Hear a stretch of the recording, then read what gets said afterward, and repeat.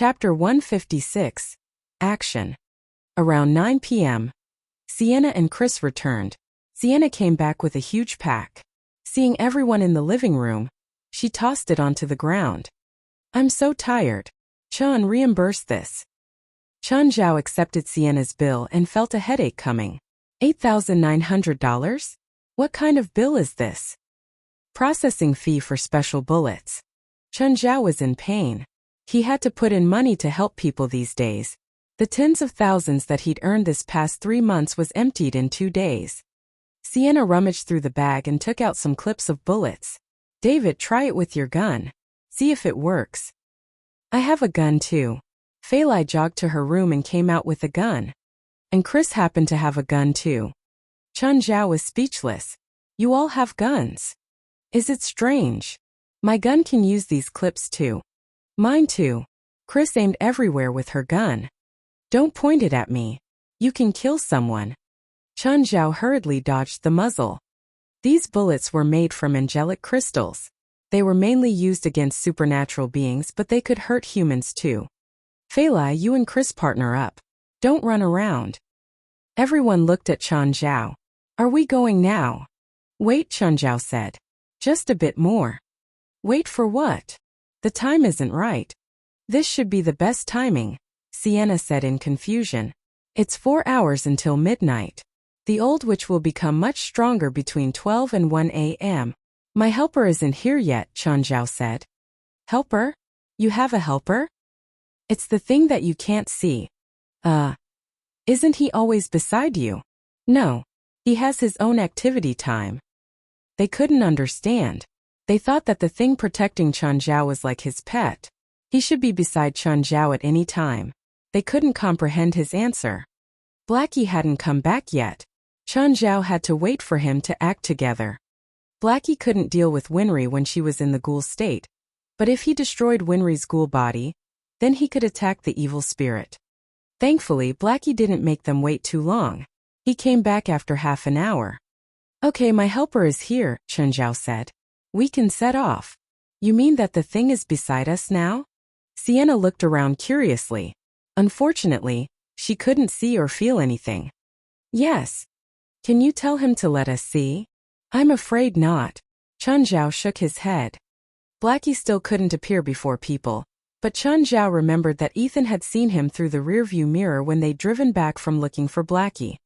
Chun Zhao couldn't figure out why Ethan was able to see him. Blackie didn't understand why a regular guy saw him either. However, that accident only happened once. It never happened again when Blackie rode in Ethan's car. Beelzebub, Raymond, Walter and Carrie were left at home to protect Chris and Fei Lai. They couldn't protect themselves and could be a burden to take around. It also wasn't safe for them to stay home alone, so the little demons had to stay with them. David and Sienna came to Winry's house. The building was like a witch's home from a movie, a sharp point in the night sky. Even though it was night, a crow was still on the roof cawing hoarsely. David gulped. His grip tightened subconsciously around his gun. "This place doesn't feel right. You and Chun are spiritualists, but the place you live doesn't have this feeling." Sienna didn't feel comfortable either. "Stay sharp and follow our plan." "I know." David followed behind Sienna as she knocked on the door. A moment later, the door opened. A stooped figure stood inside the door. The lights weren't on, so the surroundings weren't clear. However, a rotten smell flooded out of the house. Sienna stepped back in disgust. The figure took a step forward instead.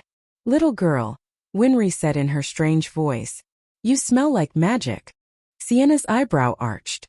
She immediately threw a bottle at Winry. The liquid inside shimmered as if it was fluorescent.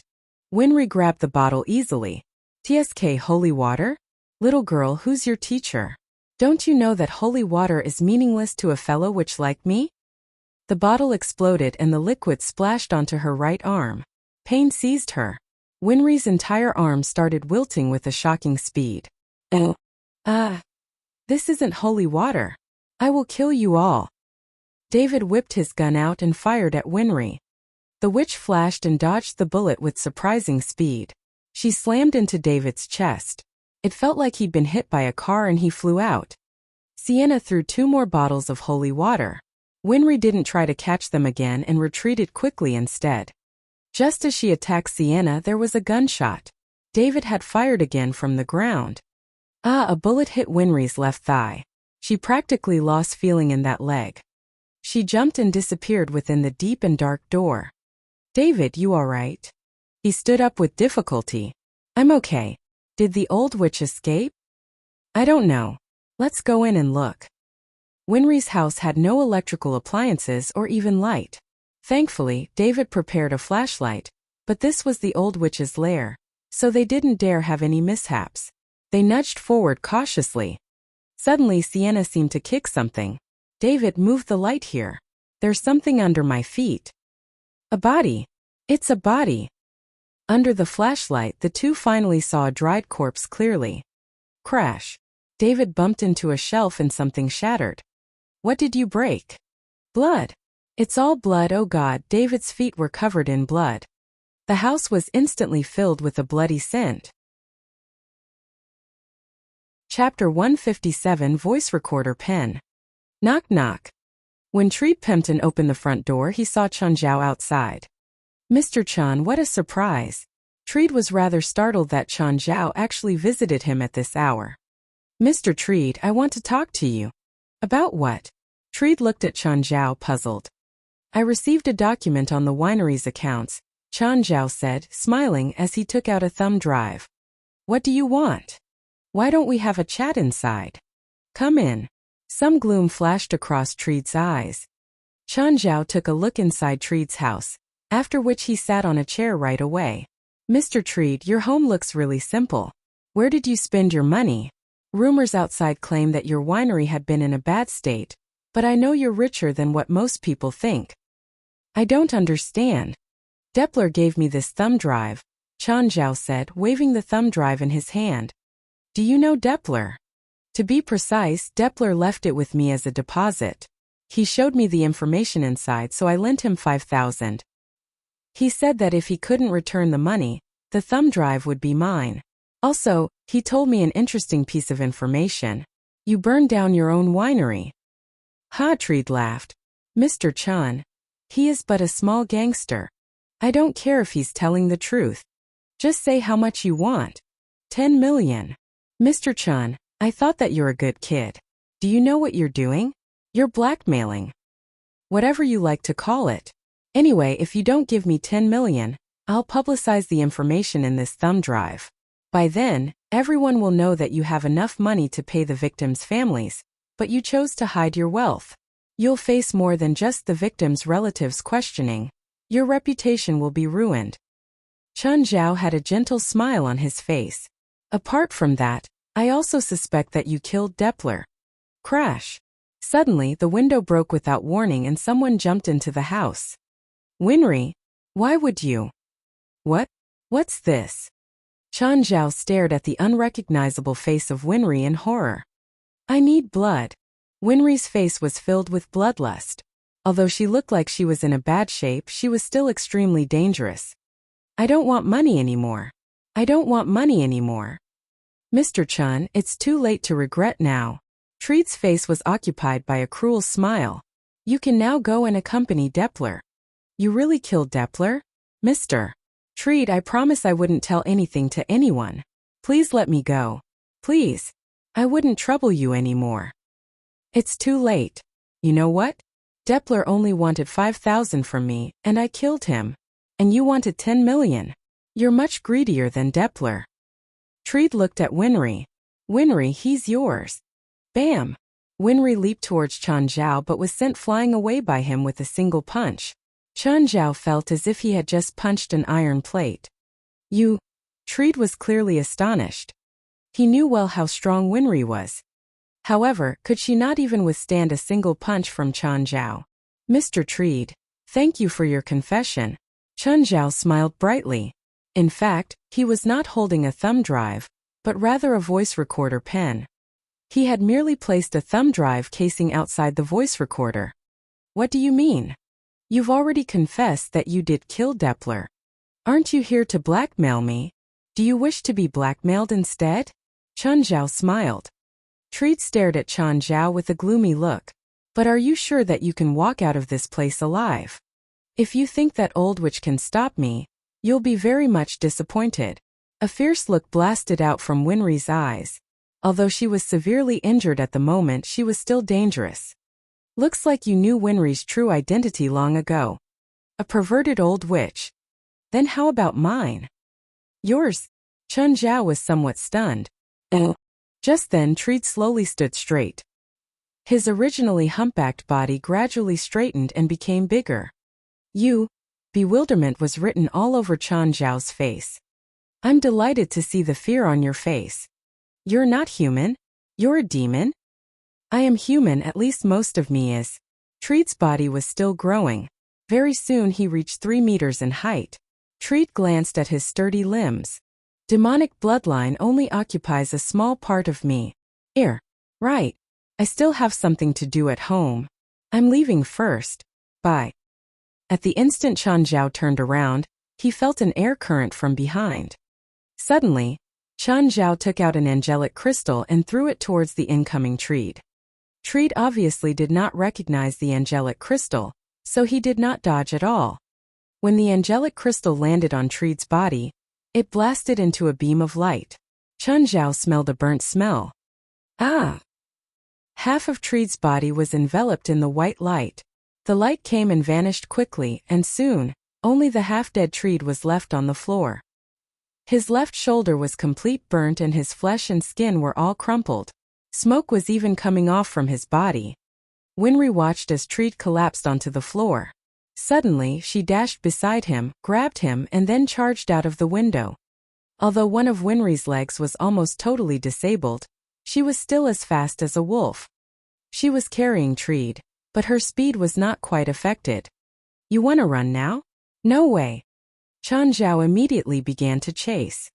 Winry was indeed very fast, but Chun Zhao was not slow either. After all, Chun Zhao had consumed Superman potion before, and his body was way stronger than normal humans. As the two parties raced against each other, they slowly entered the depth of the mountain. Chun Zhao realized that Winry was running towards the gate of hell. What's she doing? Is she going to open the gate of hell? Chun Zhao did not think so. She had yet to collect enough sacrificial souls. However, Chun Zhao had to chase them. If they did not die here, they would recover and one day find him again for revenge. Even if they did not choose revenge, they could still complete the sacrifice and open the gate of hell, which would lead to a massacre. Chapter 158. Never-ending calls.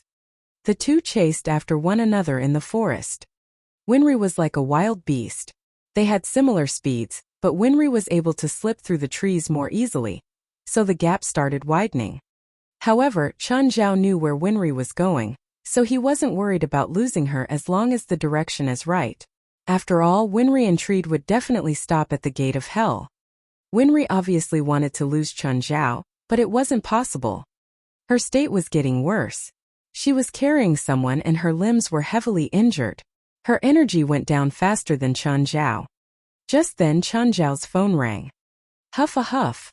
Chin. What are you doing? You're out of breath. It was Diana. I'm doing a night jog. Chun Zhao was exhausted. He was very fit, but this journey wasn't short at all and he was sprinting. Are you holding a girl right now? No. Should I take a picture for you? Yeah, take a picture. Chun Zhao was speechless. He could only take a selfie so Diana would believe him. Chen, it's so dark. Where are you running? A mountain. Oh, I know. You're doing some special training. That's why you're so awesome. Okay. I'll talk to you after I'm done running. Fine, bye. Oh, actually, I know I'm not your girlfriend, so I won't mind even if you get in bed with someone else. Never believe any woman who says this.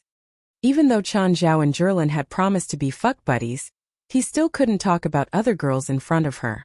This was basic respect for his female companion. If they couldn't satisfy each other romantically, it was the least to not affect the other's feelings. Hanging up on Diana, Chun Zhao's second call came. It was Captain Lloyd. Hearing Chun Zhao's panting, he asked, Mr. Chun, am I disturbing you? No, I'm running. Get to the point. I learned that Philip Quinn will go out in the afternoon the day after tomorrow. I also found the route he'll take. You're okay, right? Huff, no problem. Okay, then it's set. Have a good night. Hanging up, Chun Zhao muttered, fuck. It was the middle of the night and he was chasing a 100-something-year-old witch. How great could it be? He wondered if Chun Zhao's friends all agreed to call him tonight. As soon as he hung up, another call came in. It was Dell. Don't tell me that you're messing with your dick again, Chun Zhao sighed. If you're calling me because of your dick, then I'm gonna go there and cut it off. Chun, why are you so angry? I wanted to thank you for all your help these days, so I'm holding a party next week. I want to invite you. Tell me next week. Are you having sex? You're panting so loudly. Chun Zhao didn't want to waste time with Dell, so he hung up. But then another call came. Without even looking, Chun Zhao yelled, I'm not having sex. I'm running, okay? Chun, it's me, right? Huff, huff. Right, why are you calling me? Sorry, I'm not yelling at you. Are you busy? I'm running, Chun Zhao reiterated. Whoosh, Chun Zhao moved a pile of grass aside and lunged forward. Okay, Chun. I heard from Ethan that you want to punish Philip Quinn. Ethan told you. Caprice. Right, I promise I'll make that asshole regret being born. I swear. Can I help you? No, just make sure Ethan doesn't do anything stupid before I carry out my plan. I'm part of this too. You can't exclude Ethan and I. Right, can you make atomic bombs? I'm a medical student. Okay, so just wait for good news, alright? Fine. Chun, don't work too hard. Take care of yourself. Right obviously didn't believe Chun Zhao's explanation. I'm seriously running at night. Whatever you do is fine. Just be careful. Goodbye. Chun Zhao felt that half of his energy was wasted on bullshitting with his friends. He felt tired physically and mentally. If this continued, his heart would explode. But the calls came like a torrent. Another one came. Chun, are you? Leonardo, if you ask me if I'm having sex, I'm blocking you. I was going to remind you that my birthday party is in 2 days. You can come, right? Yes, bye. Chun, take care of your health. Chun Zhao was about to go crazy, but then he realized that Lloyd's plan was taking place in 2 days too. However, Lloyd had planned for the afternoon. If everything went smoothly, he could make it to Leonardo's birthday party and even buy a gift beforehand. He thought that there would be another call. He waited for a few minutes, but it was silent. Just as he thought there would be no more calls and he put his phone away, another one came. Chun, are you? It was Rutherford's voice. Fuck, I'm not having sex. I'm running, okay? Talk or hang up. My first race after recovering is night after tomorrow at the LA Memorial Coliseum. Can you come? He sounded hopeful. Chun Zhao was the only person who valued him and was willing to give him a chance and hope. He really wished that Chun Zhao could come and watch his first race after recovery. What time? 8. Can you give me some more tickets? Of course. How many? Maybe 7. No problem. Okay. And I really am running. I know. Bye. What the fuck do you know? Chun Zhao swore inside. The phone rang again. I'm running, fuck. I'm not having sex. Chun, where are you? We're at Treed's house. There are signs of struggle, but no one's there. Chapter 159. Internal Conflict. I'm chasing the old witch and Treed. They're running deep into the mountain. Where are you? We're coming to help you. Even if you're here, you can't catch them, so don't come here and make the situation messy, Chun Zhao said. Chun, we found a few corpses in the old witch's house. They were killed in the last day or two, and they're all residents in this town. She might have possibly already collected enough sacrificial souls. Chun Zhao was rather surprised. He did not expect the old witch and Treed, who had been acting very carefully, to suddenly kill a few people in the past few days. They had changed their style completely and started killing random people. This being the case, there was even more reason for Chun Zhao to not let the two off. Nobody knew what they would do after successfully summoning the demon. Winry was an old witch and she had already turned herself into a monster. Treed was a human-demon hybrid, although his demonic bloodline was very weak. It was obvious that the two of them would do nothing good. Finally, Chen Zhao managed to catch up with Winry and Treed. They had already reached the big pit, which was supposed to be the gate of hell. The two parties entered a stalemate. Winry, why did you come here? We're still short of 3 sacrificial souls. Treed was in an even worse state than Winry. The angelic crystal caused greater damage to him than to Winry, because he had just activated his demonic bloodline and turned temporarily into a demon. However, he was a very inferior one. In fact, his only change was his physical form. He was not a subordinate demon and also had no abilities of his own. Thus, he could not at all mitigate the damage caused by the angelic crystal. On the other hand, while Winry looked like she had lost 1 arm and 1 leg, she had received mostly physical damage. Chen Zhao and Sienna had thought that shooting Winry with angelic crystal bullets would cause severe damage. However, this was not the case. Winry's soul was almost unharmed. Ha! In the last 2 days I killed another 2 people whom I didn't like. Winry gave a hoarse laughter. Hearing her voice, Chen Zhao felt really uncomfortable. Treed looked at Chen Zhao. So, kill him and we can complete the sacrificial ritual. Winry also glanced at Chen Zhao. He's a big trouble now. In comparison, you're much weaker. Wait, what are you doing? Treed's face paled in horror. He realized what Winry was going to do. Winry was indeed a psychologically abnormal old witch. Treed knew well how wicked she was. She had brought him here not to save him or to share their gains, but as the last sacrifice for the ritual. Oh, you know what I'm doing. As Winry gave out a series of strange laughter, she took out 2 bottles and smashed them on the edge of the pit. The 2 sacrificial souls escaped from the bottles. They wanted to leave, but a mysterious force dragged them into the pit. Save me! Save me! The 2 souls called, but they could not resist the attraction and were still sucked into the pit.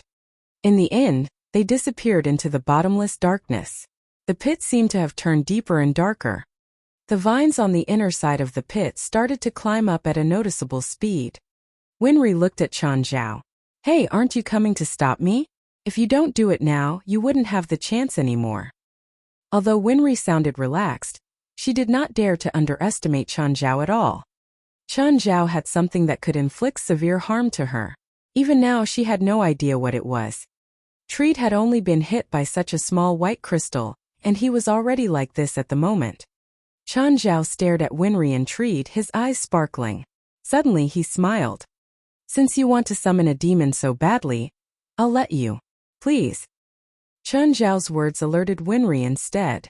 She did not believe that Chen Zhao would allow her to complete the ritual so easily. He must be planning to attack me when the ritual begins.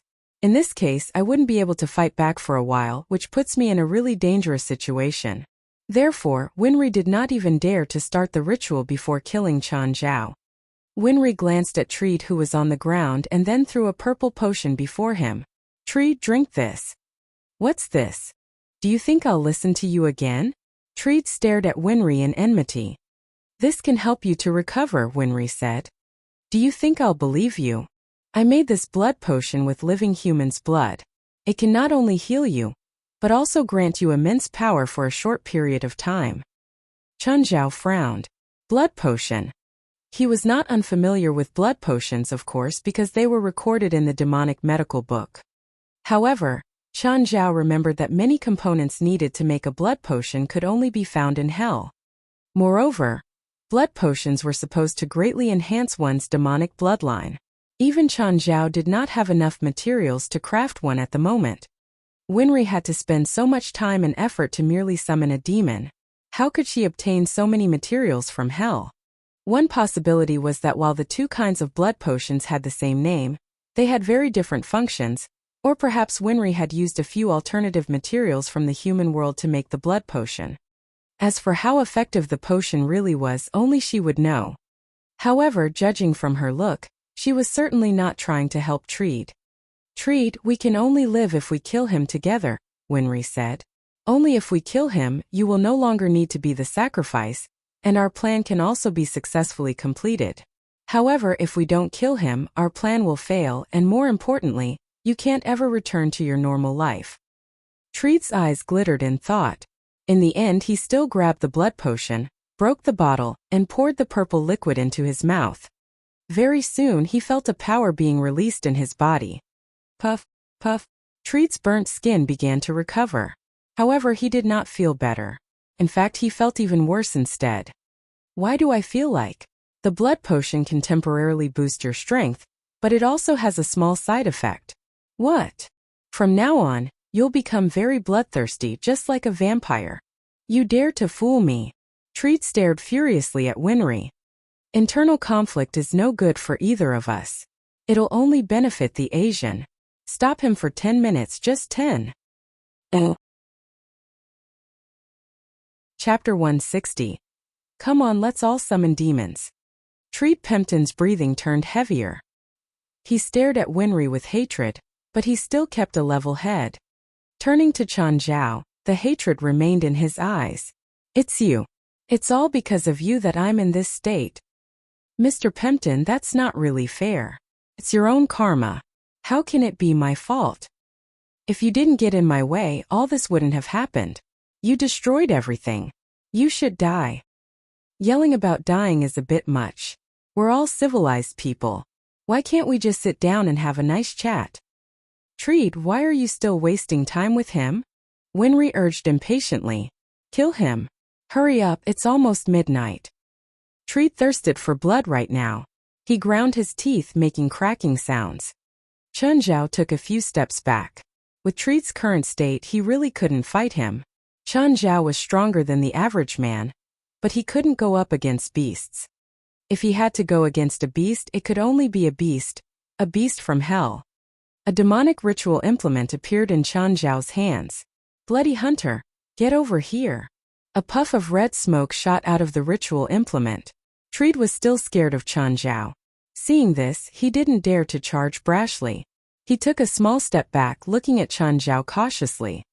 A while later, a huge figure arose in the red smoke. The summoning of the Bloody Hunter succeeded. Mixed bastard. The Bloody Hunter looked at Treat in disdain. Then he turned to look at Chun Zhao and immediately lowered himself. Respected living lord. I am happy to work for you again. What is this, a demon? You summoned a demon? Treat had demonic blood in him. He could obviously sense the pure demon lineage in the Bloody Hunter. The Bloody Hunter stood up straight. He was a head taller than Treat, covered in hair, and had horns on his head. Winry was utterly shocked too. This man could summon demons? And summon a pure demon? How was this possible? How could he do this? She and Treat had tried so hard but still hadn't succeeded. And yet this Asian could summon a demon so easily. Living Lord, are they your enemies? The Bloody Hunter licked his lips and opened his mouth slightly, revealing the fangs. Yes, they want to kill me. I'm so scared. You won't mind me killing them, right? As you wish. The Bloody Hunter was really happy. Since Chun Zhao had summoned him to the living world, he definitely wouldn't scrimp on the pay. Bastard, come here. I'll show you what a true demon is. Actually, the Bloody Hunter was a low-level demon too. He was also mixed. However, the Bloody Hunter was a mix of two demons. This was different from Treat, who was half human, half demon. Treat was enraged. It wasn't the Bloody Hunter's first time calling him a bastard. Roaring, he pounced toward the demon. The Bloody Hunter also screamed and tangled with Treat. The two fought in the most primitive way, with gnashing claws and teeth. It was difficult to see the winner. Seeing that the Bloody Hunter didn't have an absolute advantage, Chun Zhao asked, Hey Bloody Hunter, can you really do it? Should I call some more helpers? The Bloody Hunter didn't have the time to reply to Chun Zhao now. With his pride, he wouldn't be willing to get reinforcements either. If he couldn't even beat a mixed demon with very little demon blood, he wouldn't have the heart to go back to hell. Treat was definitely weaker than him. He could feel it. It seemed as if they were neck to neck, but the Bloody Hunter actually had the upper hand. His teeth and claws were sharper, and he was stronger and faster. Winry finally completed the last step of the sacrifice ritual. Treat, she yelled. Jump into the gates of hell with me. Hurry. Treat used all his might to push the Bloody Hunter away. Eyes turning red, He screamed as if trying his hardest to go against Winry's order. However, he couldn't control his body. He walked toward the ditch involuntarily. His consciousness had finally collapsed. Winry's power overtook his mind. Tree jumped into the gates of hell. Black light instantly shot out of the gates, forming a dark cloud in the air. Various large tentacles reached down. Excitement was written all over Winry's face. Success. I succeeded. Mighty Sleeper, you've finally come to the human world. Winry opened her arms wide happily. You're dead, Asian. You thought you could change things by summoning a low-level demon? You bastard, you cannot be compared to the mighty sleeper, Lord Besta. One had to admit that the scene was quite shocking. Could be seen even from miles away. David and Sienna, who were in the wilderness, saw it too. Sienna, look. What is that? That old witch succeeded. She summoned a demon. She really summoned it. Sienna's expression changed drastically. Is Chen in danger? David panicked. Maybe he has a solution. Sienna looked grave. Her voice was filled with uncertainty. Even from so far away, she could sense the demonic aura clearly. Are you sure? Bullshit, Sienna muttered in annoyance. How can I be sure? I've never seen it before. Then what do we do? What do you think? Let's go and help him. Maybe we can defeat the demon if we work together. Sienna decided to hurry over. She was still hopeful since Chen Zhao's abilities were immeasurable. She also had a fatal weapon in her hands. If they worked together, they might be able to win. Check how many bullets you have left. 10. Bring the 2 bottles of mixed holy water too. Smash it into the demon when needed. Chapter 161. Obito's Arrival. Sleeper Besta finally emerged from the ring of clouds. His lower body was an octopus and his upper body was a human. Very unfortunately, Chen Zhao knew this octopus monster. Of course, they had merely encountered each other once before and were not friends. With his tentacles, Besta supported himself above the gate of hell. 2 of his tentacles were crossed before his chest just like 2 hands as he looked at everyone from above. Winry was kneeling on the ground, looking as humble as a servant. The great sleeper Besta, your dedicated servant, Winry Gargamel, is ready to serve you. The human world. I'm actually really in the human world. Hello, octopus monster, we meet again, Chen Zhao greeted. Besta lowered his head and carefully inspected Chen Zhao. To be honest, it was very difficult for a demon to recognize a human's face, just like how humans could not distinguish between the faces of the same kind of animal. The same thing happened to Besta. However, based on just smell, he indeed found Chen Zhao rather familiar. Winry's face was filled with doubt. Why would this Asian know Besta?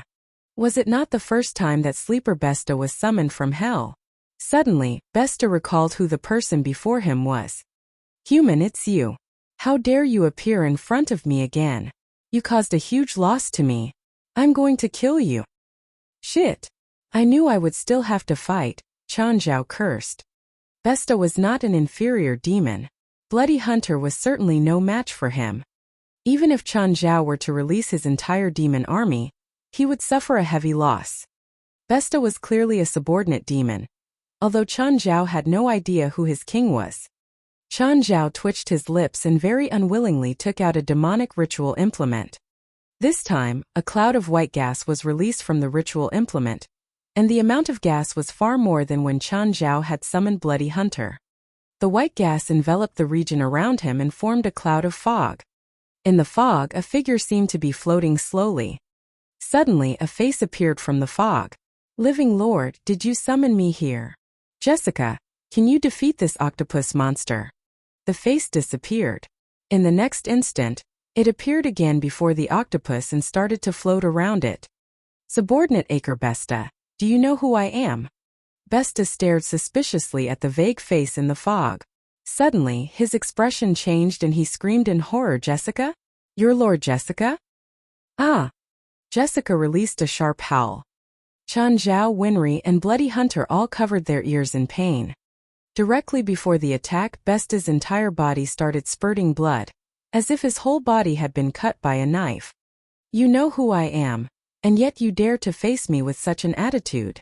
The fog around them began to converge. Gradually, Jessica's body formed. Winry's hair stood up in fear. She did not know who Jessica was, but it was evident that Besta was extremely scared of her.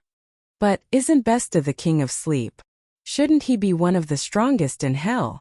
Why does he look so weak and petty? Is this ordinary-looking woman also a demon king? One who's even more powerful than Besta? Gravely injured by Jessica's scream, Besta attempted to flee into the gate of hell. Why leave when you're already here? Jessica shook her body and countless clones of herself appeared, charging into the gate of hell one after another.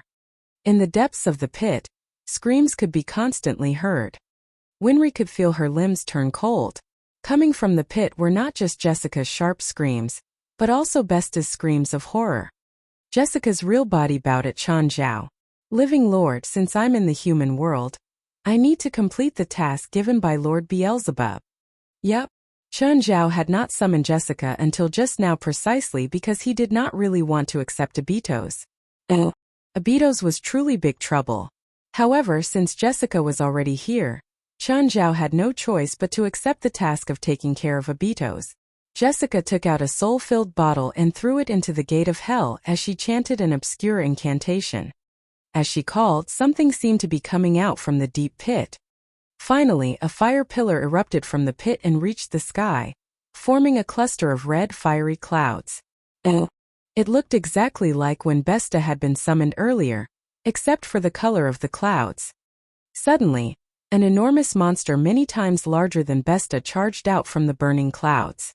It was Abitos, and in his mouth was none other than Besta.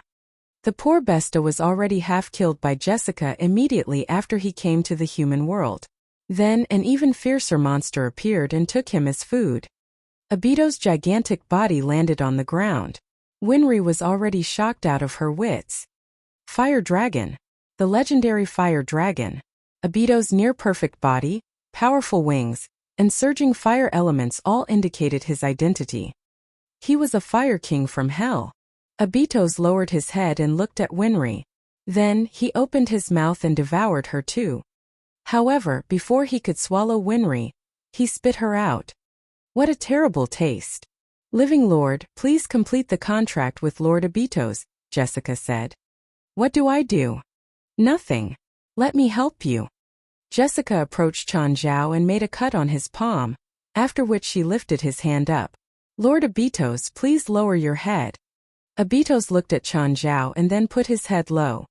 Jessica held Chan Zhao's hand and placed it on Abitos' forehead. A complicated magic marking appeared on Abitos' forehead as his body shrunk in size. Very soon he became a giant lizard, one with wings and dark red skin. Looking at Abitos, Chan Zhao was somewhat disappointed. In the end, he still could not complete his dream of becoming a dragon knight. Anyhow, this world could certainly not tolerate a real terrifying fire dragon. Living Lord, is there anything else I can do for you? Bring her with you. Chan Zhao pointed at Winry. At the moment, Winry was lying on the ground with one last breath. Being bitten by a fire dragon was surely nothing comfortable. Both her body and soul had been burnt by Abitos' scorching flames. She had basically lost all abilities to fight. Of course, even if she could still fight, there was no way she was going to defeat Jessica. After all, Jessica was not a mere inferior demon. She was a superior demon, a truly superior banshee. Chapter 162. Abitos Cause Trouble. Jessica tossed Winry, who was pleading desperately, into the gates of hell. The bloody hunter also returned after getting his reward. Everything was finally over. Chan Zhao couldn't stop Winry and Treed's bloodshed, but at least everything was over. No one would ever be stupid enough to summon a demon to kill people in town. Abitos suddenly grew furious. He looked into the darkness. Something seemed to be approaching. David and Sienna had arrived. Both were completely exhausted. Chan, where's the old witch and Treed? Where did they go? It's over. I got it. How did you know I'm here? There was such a big commotion. Did the old witch finish the sacrifice and summon the demon? What's this? David got close to Abitos. Abitos spat fire in David's face. Thankfully, Abitos was much weaker now and his dragon breath wasn't that destructive. Otherwise, David would be scorched by now. Wow, this lizard can spit fire. Sienna was suspicious. This clearly wasn't an average lizard because it could spit fire and had wings. Fire dragon. A child, Chen Zhao answered. His name is Abitos. Abitos, she's Sienna and he's David. They're my friends. Don't hurt people without reason like that anymore, got it? Abitos spread his wings. He circled above Chen Zhao and landed on his shoulder. This landing almost sent Chen Zhao to the ground. Even though Abitos was a few thousand times smaller than before, he was still a huge lizard and around 100 pounds. Put your wings away, Chen Zhao said. I know you can do it. Roar. As expected, only Chen Zhao could understand what he was saying, just like with Beelzebub and the others. Abitos shook his back and the wings went away. Chen, you took care of the demon by yourself. Is everything over? Is that really a fire dragon? I'm tired. I'm going to rest. Chen Zhao truly was tired. He'd worked hard the entire night and could finally rest. His legs turned to jelly and he sat onto the ground, unable to move. He hadn't done much fighting other than running, but he felt physical and mental fatigue. Chen, what's wrong? David and Sienna hurried over to help him up. Nothing. Just tired. David and Sienna automatically imagined that Chen Zhao had gone through a horrible fight. David carried Chen Zhao down the mountain. When they returned home and Fei Lai and Chris saw Chen Zhao being carried, they thought something bad had happened. They immediately came over in concern. Chen's okay. He's just tired. You don't know how intense the battle today was. Chen was facing a true demon. You know what the demon was like. David described the battle colorfully as if he'd seen it with his own eyes. Chen, how do you feel now? Sienna fed him a bottle of potion with unknown ingredients. Much better. Chen Zhao moved his arms around. Sienna's potion was effective, but it wasn't very obvious. He'd recovered some of his strength, but his mental state was still bad. I need to sleep. Chen Zhao lost his balance and fell back onto the sofa. I'll help you into your room. Oh, David, listen to this recording pen. Delete the unnecessary information and give it to Bant. Okay. Oh, Chen Zhao hadn't slept so well in a long time. He slept from midnight to the afternoon of the next day, more than 10 hours. Fei Lai and the others knew that Chen Zhao was exhausted, so they didn't disturb him. Chen Zhao stretched and got out of bed to wash up. Knocking came from outside, so he went to open the door with a toothbrush in his mouth. It was Bant and Qin outside. Chen Zhao pointed at his mouth and then ran into the bathroom to clean his mouth. Going back to the door, he hugged Qin first. Qin, congrats on your release. Chen, thank you. You saved Qin twice. Bant looked at him with gratitude. Qin had a similar expression. If it wasn't for Chen, he had no clue what situation he'd be in. The first time went without saying. Chen was his lifesaver. The second time he'd helped exonerate Qin. We're friends. This isn't my own work either. David actually found out that it was related to Treed, and I used this chance to force him to reveal the truth. I understand. I just haven't seen David yet. Please tell him I said thanks. Tell Mary to give us a large pizza next time. That's the best way to thank us. Oh, Ada, look what I got. Chen Zhao was eating breakfast Fei Lai made for him when Abitos came in with a dead poodle in his mouth. What the? Did it piss you off? Chen Zhao hurriedly took the poodle to see if there was any hope left. Unfortunately, the poodle was completely dead. Chen Zhao buried his face in his hands. He saw Beelzebub, Raymond and Carrie, the three assholes, peering from under the sofa. It went without guessing that these three had encouraged the young Abitos to do this. Don't hurt any pets in the future. If you want to eat anything. Ding dong. The bell rang along with a girl's voice. Excuse me, anyone home? Chen Zhao went to the door and saw a short girl. She seemed to be around 14 or 15, but she'd gone through puberty well. Who are you looking for? I'm Lily's. And then she screamed. Chen Zhao's face twitched. He looked at the dead poodle before Abitos. This was a problem. You're murderer. You killed Lily. Miss? I'm very sorry about your pet. My pet slipped outside when I was sleeping. How much money do you want? I can pay you. I don't want money, the girl yelled. You murderer. I'm gonna call the cops. I want you to pay for what you did. Miss, how can I help you? Melson and Leonardo walked over. When the girl saw Leonardo's uniform, she grabbed him and said, Officer, this guy killed my pet. He's a murderer. Leonardo and Melson were both doubtful.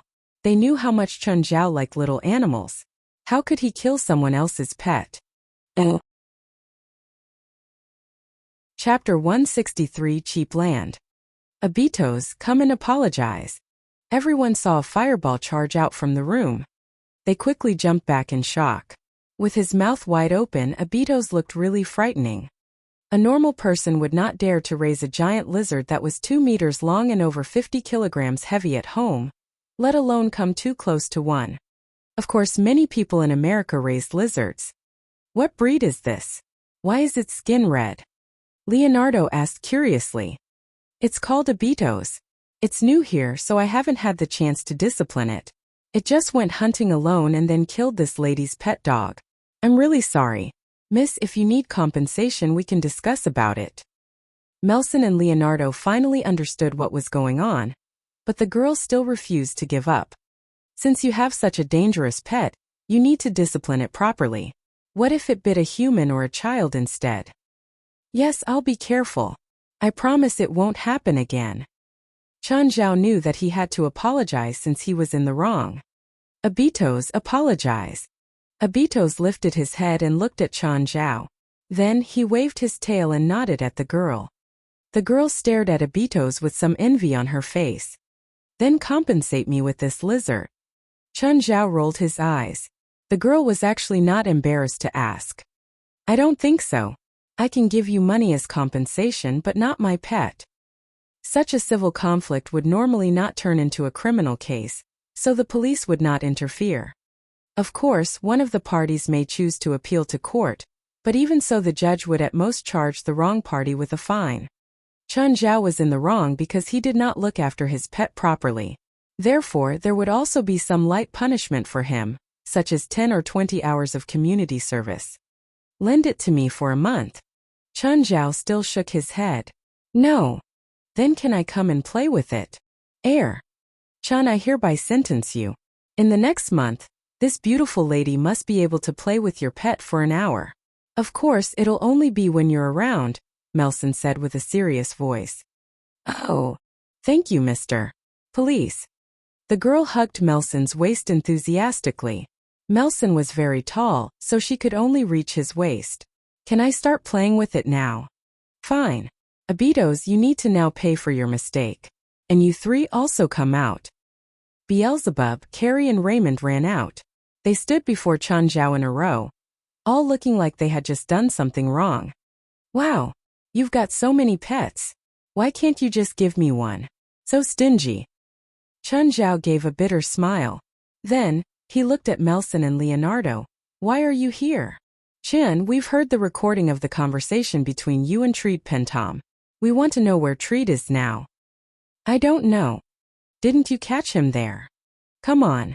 He had a gun. I didn't dare to chase him. Chun Zhao had already thought of an excuse. Hope that he's still alive. Clearly, Melson was suspicious about whether Chun Zhao had secretly killed Treat. Isn't it better for him to be dead? Chun Zhao said, unconcerned. He's hidden his wealth, but the families of the victims of that winery fire have yet to receive their compensation. Do you still think it's good? Chun Zhao was stunned. He had indeed never thought about this. Nevertheless, it was already too late. Treat was already dead, and Chun Zhao was pretty sure that he was somewhere in hell at the moment. Of course, Chun Zhao had no idea where his soul was, or whether it was even complete. I can only hope that you can arrest him ASAP. Chun, can you guarantee that he's still alive? You suspect that I killed him? Or perhaps I pocketed his properties? That's not what I meant. I can promise you that I didn't kill him or detain him to ask him about his wealth.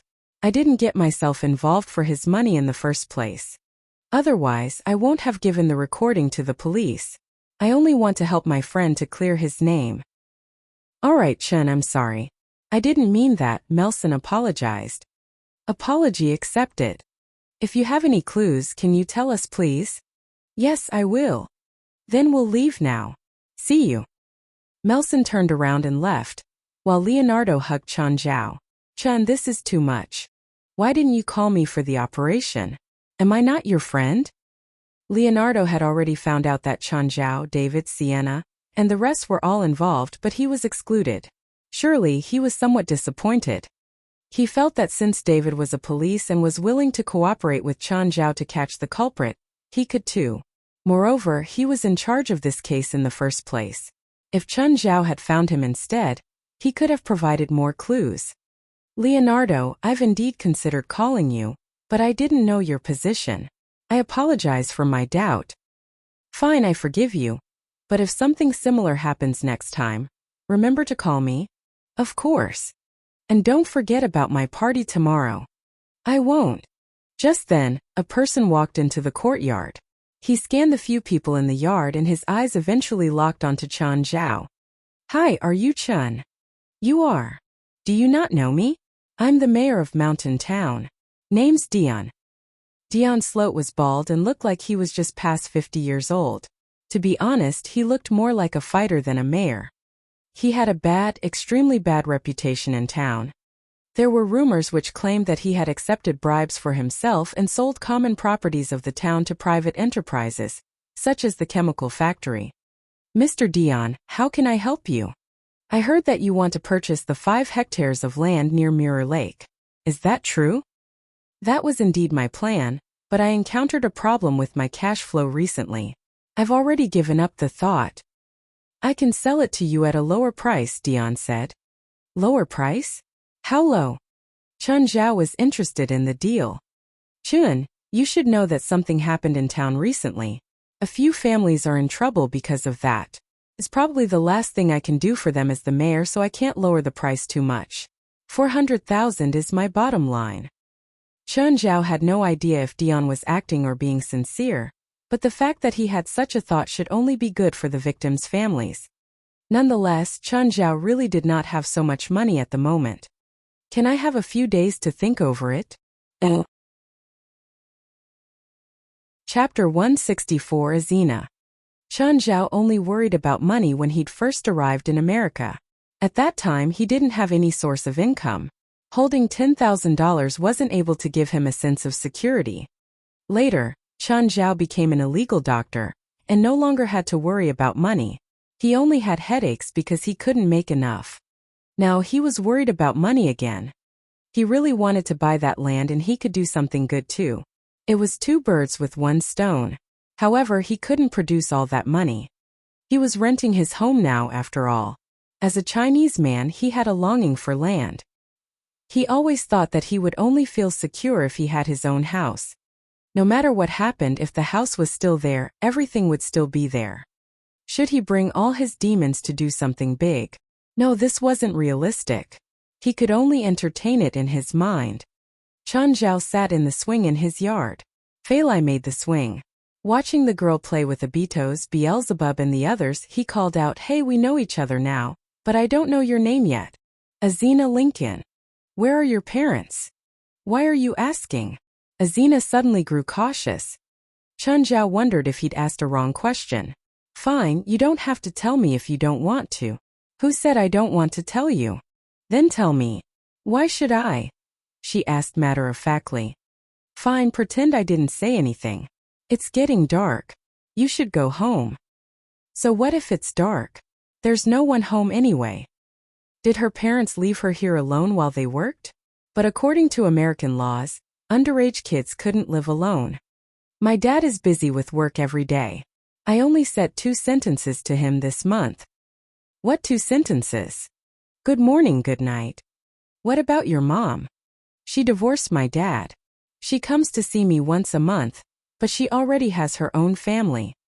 Azina had matured early. Chen Zhao could no longer hear childish innocence from her words. Is that your girlfriend? Azina suddenly pointed at Fei Lai, who'd just come back. No, we're roommates. You don't like her? Or she doesn't like you? This has nothing to do with liking each other. If a woman is willing to live with a man not related to her, then it means that she has feelings for him. Chun Zhao rolled his eyes. Who taught you that? They have it in the books. Chun Zhao didn't think that Fei Lai came to live with him because she had feelings for him.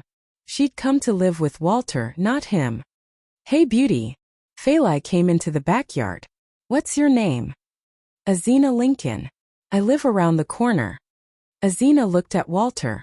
That's a big dog. Does it bite? He's really nice. His name is Walter. Walter was friendly with everyone. He went over to lick Azina's face. Chun, how do you train all your pets? Azina asked curiously as she petted Walter's neck. Why are they all so smart? I feel like they can understand what I'm saying. Fei Lai was used to all this. These weren't regular pets, especially the huge red lizard on the ground. According to Sienna and David, this was a real fire dragon. You two play. I'll go make dinner. Azina, do you want to stay for dinner? Can I? She looked at Chun Zhao with uncertainty. Of course. I'm honored to invite you to dinner with us. Azina was having fun. Walter and Abitos both let her ride them. Her past pets could never do this. They were also really obedient and would react to whatever she said.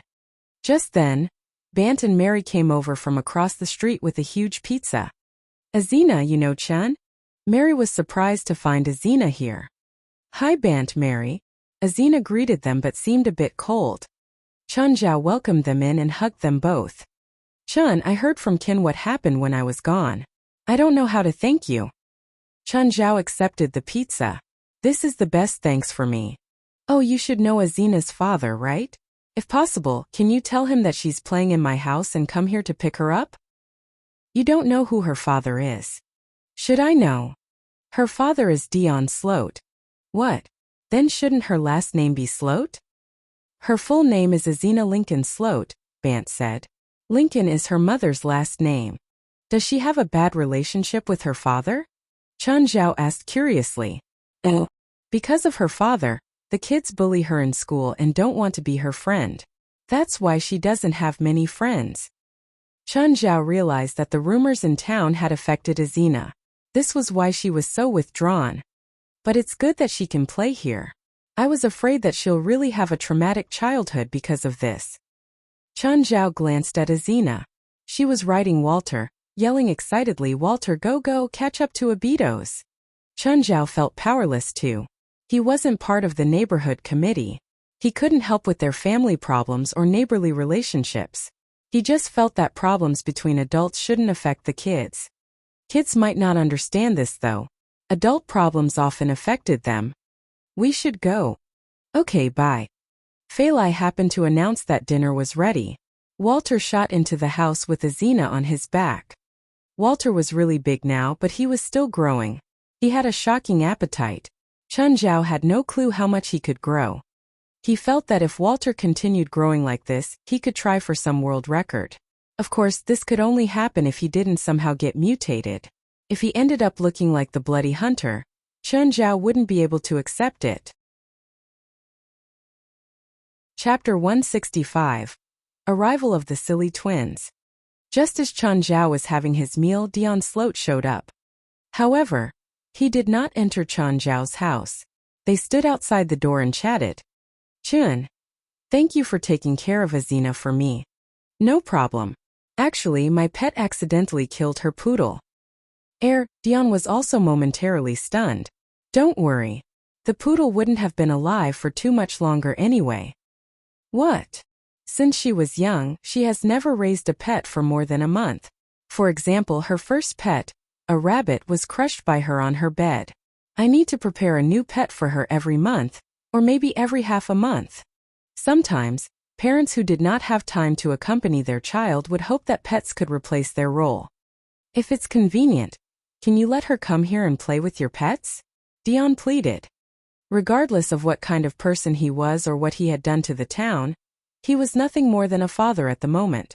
Of course, I welcome Azina here anytime. Chun Zhao and Dion continued to chat in the courtyard until Azina finished her dinner. Then Dion brought Azina home. Azina was extremely reluctant to leave Chun Zhao's pets and finally bid them goodbye. Oh, Chun, he's the town's mayor, isn't he? Yup. Have you seen him before? Just once. I heard that his reputation here is pretty bad. I don't really care. Our interests don't conflict anyway. Chun Zhao shrugged his shoulders, not bothered. As for whether being too close to Dion would affect his own reputation, Chun Zhao cared even less. Anyway, he did not need everyone to accept him. It would be good as long as his friends accepted him. For example, Bant and Mary would not unfriend him just because he was close to Dion. Chun Zhao did not care about how strangers would think. Fei Lai, do you have money? Huh. How much do you need? How much do you have? 2,000, Fei Lai answered. How long have you been working for? 3.5 years. Do you not have any savings? Why do I need to save? It was a very strange logic, at least to Chun Zhao. On the other hand, Fei Lai thought that Chun Zhao was the weird one. Why would one save one's money instead of spending it? To wait for the USD to devalue. Many people in America preferred advanced consumption. To them, saving too much money in the bank was a foolish act. Chun Zhao, on the other hand, had the typical Chinese mindset. He would save as much money as possible to handle urgent and unforeseeable situations. Moreover, by how much could the USD devalue? It would not affect Chun Zhao too much unless the USD was to devalue to the Japanese yen. Is it urgent? I want to buy a piece of land and build a house of my own. Chun Zhao told Fei Lai the truth. How much more do you need? I had enough at first, but now it's not enough again. I'm afraid I can't help you. $2,000 and a $100 fake black diamond pendant I bought from a flea market are all I have now. Actually, even the $2,000 were borrowed from the bank. Forget it. I'll think of another way. Suddenly, a shadow enveloped the two people on the sofa. Chun Zhao and Fei Lai lifted their heads together. They saw a giant two-headed wolf staring at them from above. Ah! Fei Lai screamed. Chun Zhao pulled Fei Lai's arm and leaped forward. Humans? It's the human world? The two-headed wolf looked at Chun Zhao and Fei Lai and then inspected its surrounding. Chun, where did it come from? Chun Zhao's face was also filled with bewilderment. Just then Beelzebub and the rest appeared. All of their faces were filled with anger. Beelzebub complained, Human, you've just summoned another demon. A truly trash demon. Who are you? Chun Zhao stood in front of Fei Lai. Chun Zhao was certain that the two-headed wolf was a demon. Nonetheless, he was the first demon servant not to appear in the form of a small animal. Chun Zhao was also unsure if the demon could understand him just like Beelzebub and the rest. Me? Mammon Bishop. I'm a subordinate of the King of Greed. Human, why am I here? Greed, one of the 7 sins. I'm scared. Fei Lai grabbed Chun Zhao's shirt tightly as she hid behind him. It's fine. He won't hurt you. Chun Zhao took a deep breath. Beelzebub, Raymond and Carrie had all been summoned by his desires. As a subordinate of the King of Greed, Mammon Bishop must have been summoned by his desire for money. Mammon, do you plan to keep talking to me like this? I'm your master after all. Master? How dare a human claim to be my master? Mammon was clearly disrespectful. Then he leaped forward. Suddenly he split into 2 wolves, one black and one white. The white wolf jumped forward and turned around to face the black wolf, as if he was trying to stop the black wolf. White, are you stopping me from killing this human? Black, he is indeed your master. If you attack him, you'll be punished too. Master? I have no master. Feel his scent carefully, the white wolf said. The black wolf finally stopped being aggressive and began to inspect Chun Zhao. Huh? How did this happen? Why do I have a master? Why am I in the human world? Looks like you already know your identity and the situation. Chun Zhao heaved a sigh of relief. It would be best not to have a conflict. Chun. It's really fine now, Chun Zhao assured, patting Fei Lai's shoulder. Did you summon them here? Yup. It was purely an accident. Even I was shocked. If you summon any strange things again in the future, can you tell me in advance? I said it's an accident. You sure they won't attack me? Go back to your room first. I'll tell them the rules. All right. Call me when you're done. Fei Lai escaped into her room, bringing Walter with her. Chen Zhao stared at the black wolf and the white wolf before him. They looked as if they were a single entity. Shouldn't you introduce yourselves? I'm White Mammon. He's my brother Black Mammon.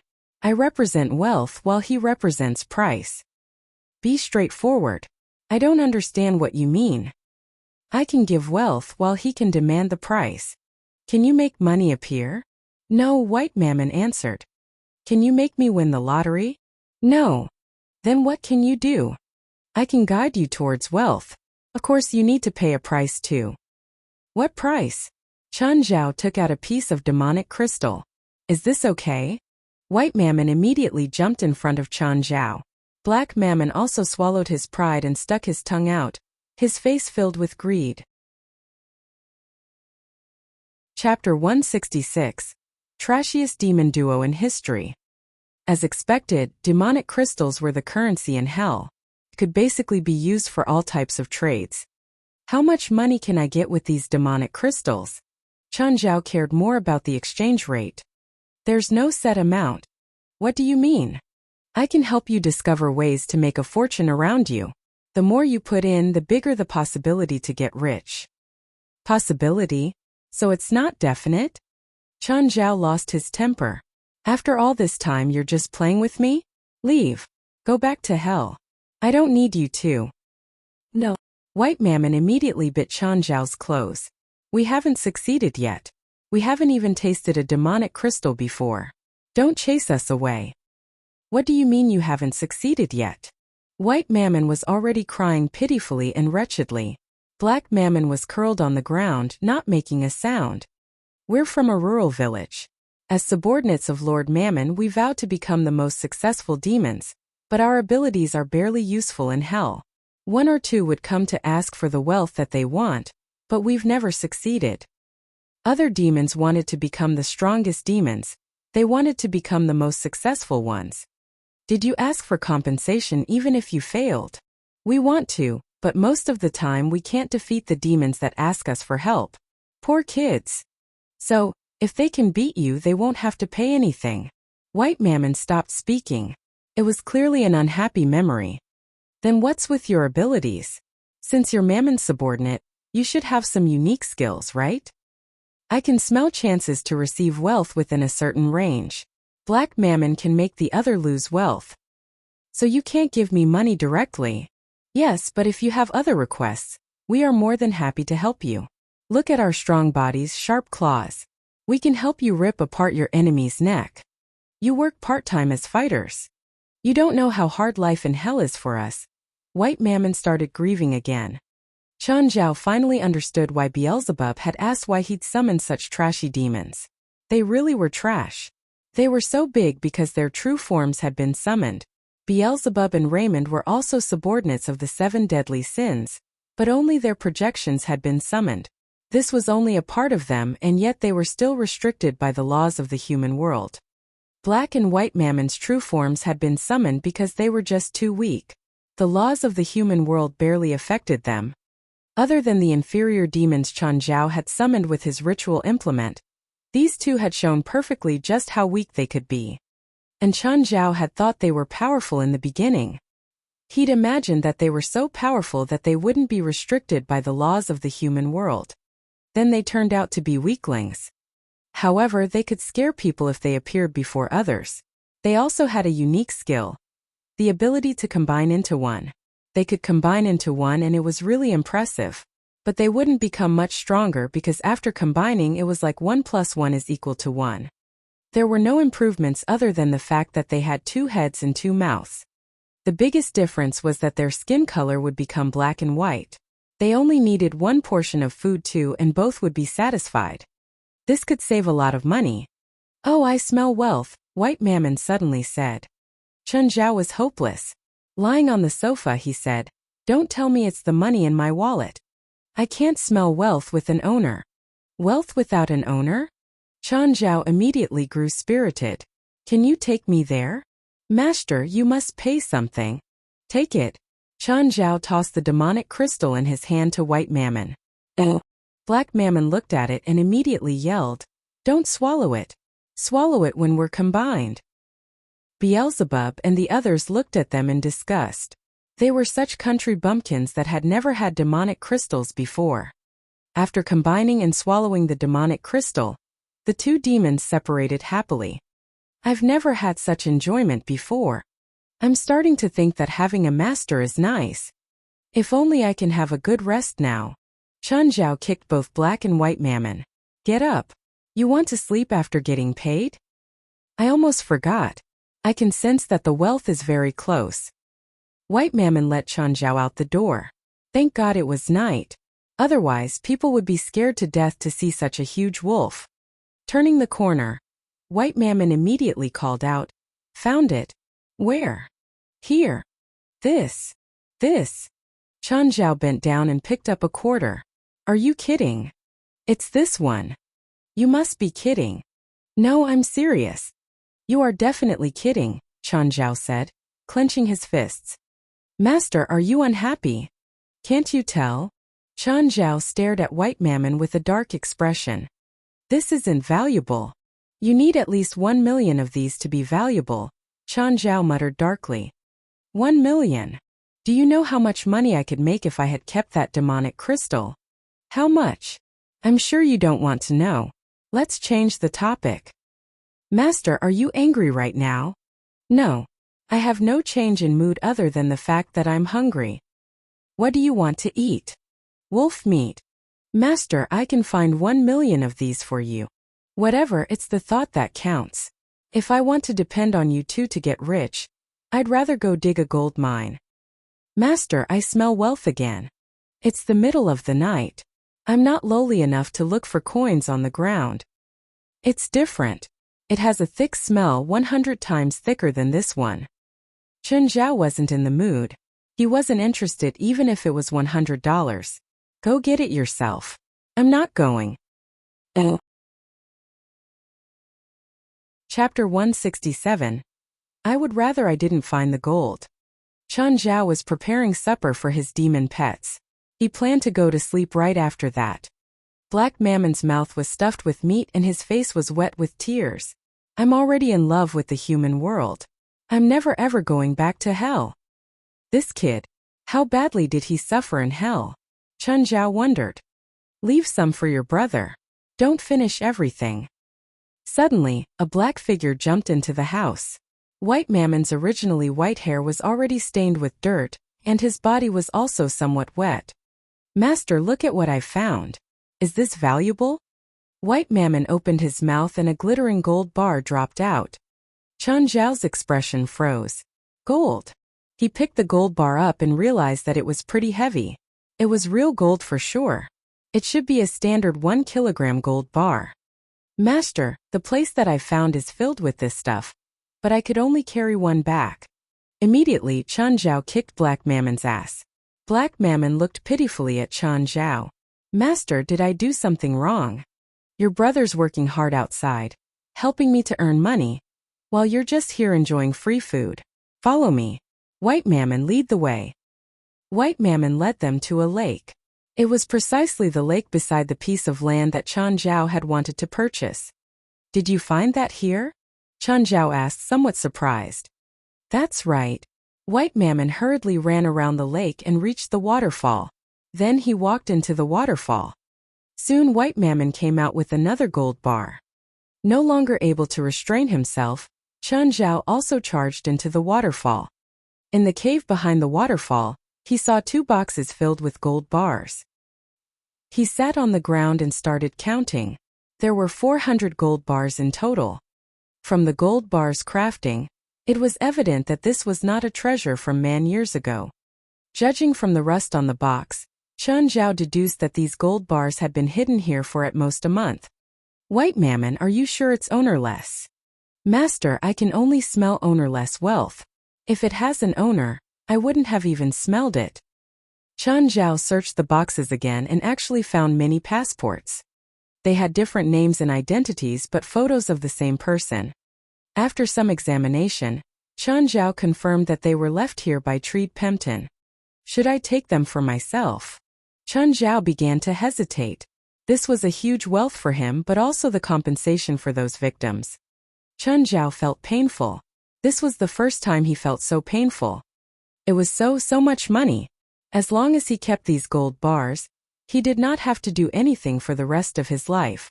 It was enough wealth to sustain him until his death. Fuck, it would be better if I didn't find them, Chun Zhao muttered to himself. Oh, Fei Lai had been awake all this while. She had been hearing the sounds of things coming in and going out of the house, but she had no idea what was happening. After 2 hours she heard something again. Unable to control herself further, Fei Lai walked out of the house and realized that it was Chun Zhao. The silly twins were right behind him with 2 bags on their backs. Actually, Chun Zhao could have used the spatial ring, but he had asked the silly twins to carry the gold back instead because of his bad mood. Chun, you went out to steal things. Chun Zhao threw the bags on the floor. Clang! It was all gold. Fei Lai was flabbergasted. You really went out to steal things? Fuck no. They were hidden by Treat Pempton. I found them. Which means you're rich. Why is your face so dark? I have to give them to the fire victims' families for treat. I would rather I didn't find them. Fei Lai gasped, are you really willing? How much money is this altogether? I'm not. Chun Zhao could even feel his teeth hurt. But even if I sell these gold for money, I won't dare to spend it. I can't live my life spending money that doesn't belong to me. I feel so uncomfortable. I would feel bad too. How about you keep some of it? It'll make you feel better. Never mind. They don't belong to me. Gritting his teeth, Chun Zhao made his decision. How do you plan to give them to the victims' families? I'll ask David to help. Chun Zhao called David. David, help me to check who the victims of the winery fire are, and also those who were injured because of that. I need all the information. That's right. The more detailed, the better. Immediately, David started checking the system in the police station. He easily obtained the relevant information. Although David was not in charge of Mountain Town, such information was shared among all the police stations in the country. Any police would be able to access the information. Chun, I'll send the information to your phone. Check it. Chun Zhao and Fei Lai organized that information. 8 people died, 4 were severely injured, and 5 had minor injuries. There were 400 gold bars, each of which weighed 1 kilogram. Each bar cost around 36,500, so they totaled to about $14.6 million. In the end, Chun Zhao decided to give 35 gold bars to the family of each dead victim, 20 bars for each severely injured victim, and 8 bars for those with mild injuries. As for whether this distribution was reasonable, Chun Zhao could not guarantee either. Chun Zhao could only guarantee that he was going to give all the gold out. Oh, under the quiet night sky, a girl who was 14 or 15 years old sat beside the window, staring at the starry sky. Suddenly she saw 2 huge figures jump into the courtyard. She took a closer look. They were wolves. The girl screamed in horror, Mom, there's wolves! Wolves! The girl's mother quickly charged into her daughter's room. Abella, what happened? Mom, I saw 2 wolves in our courtyard. Really? The mother was somewhat suspicious.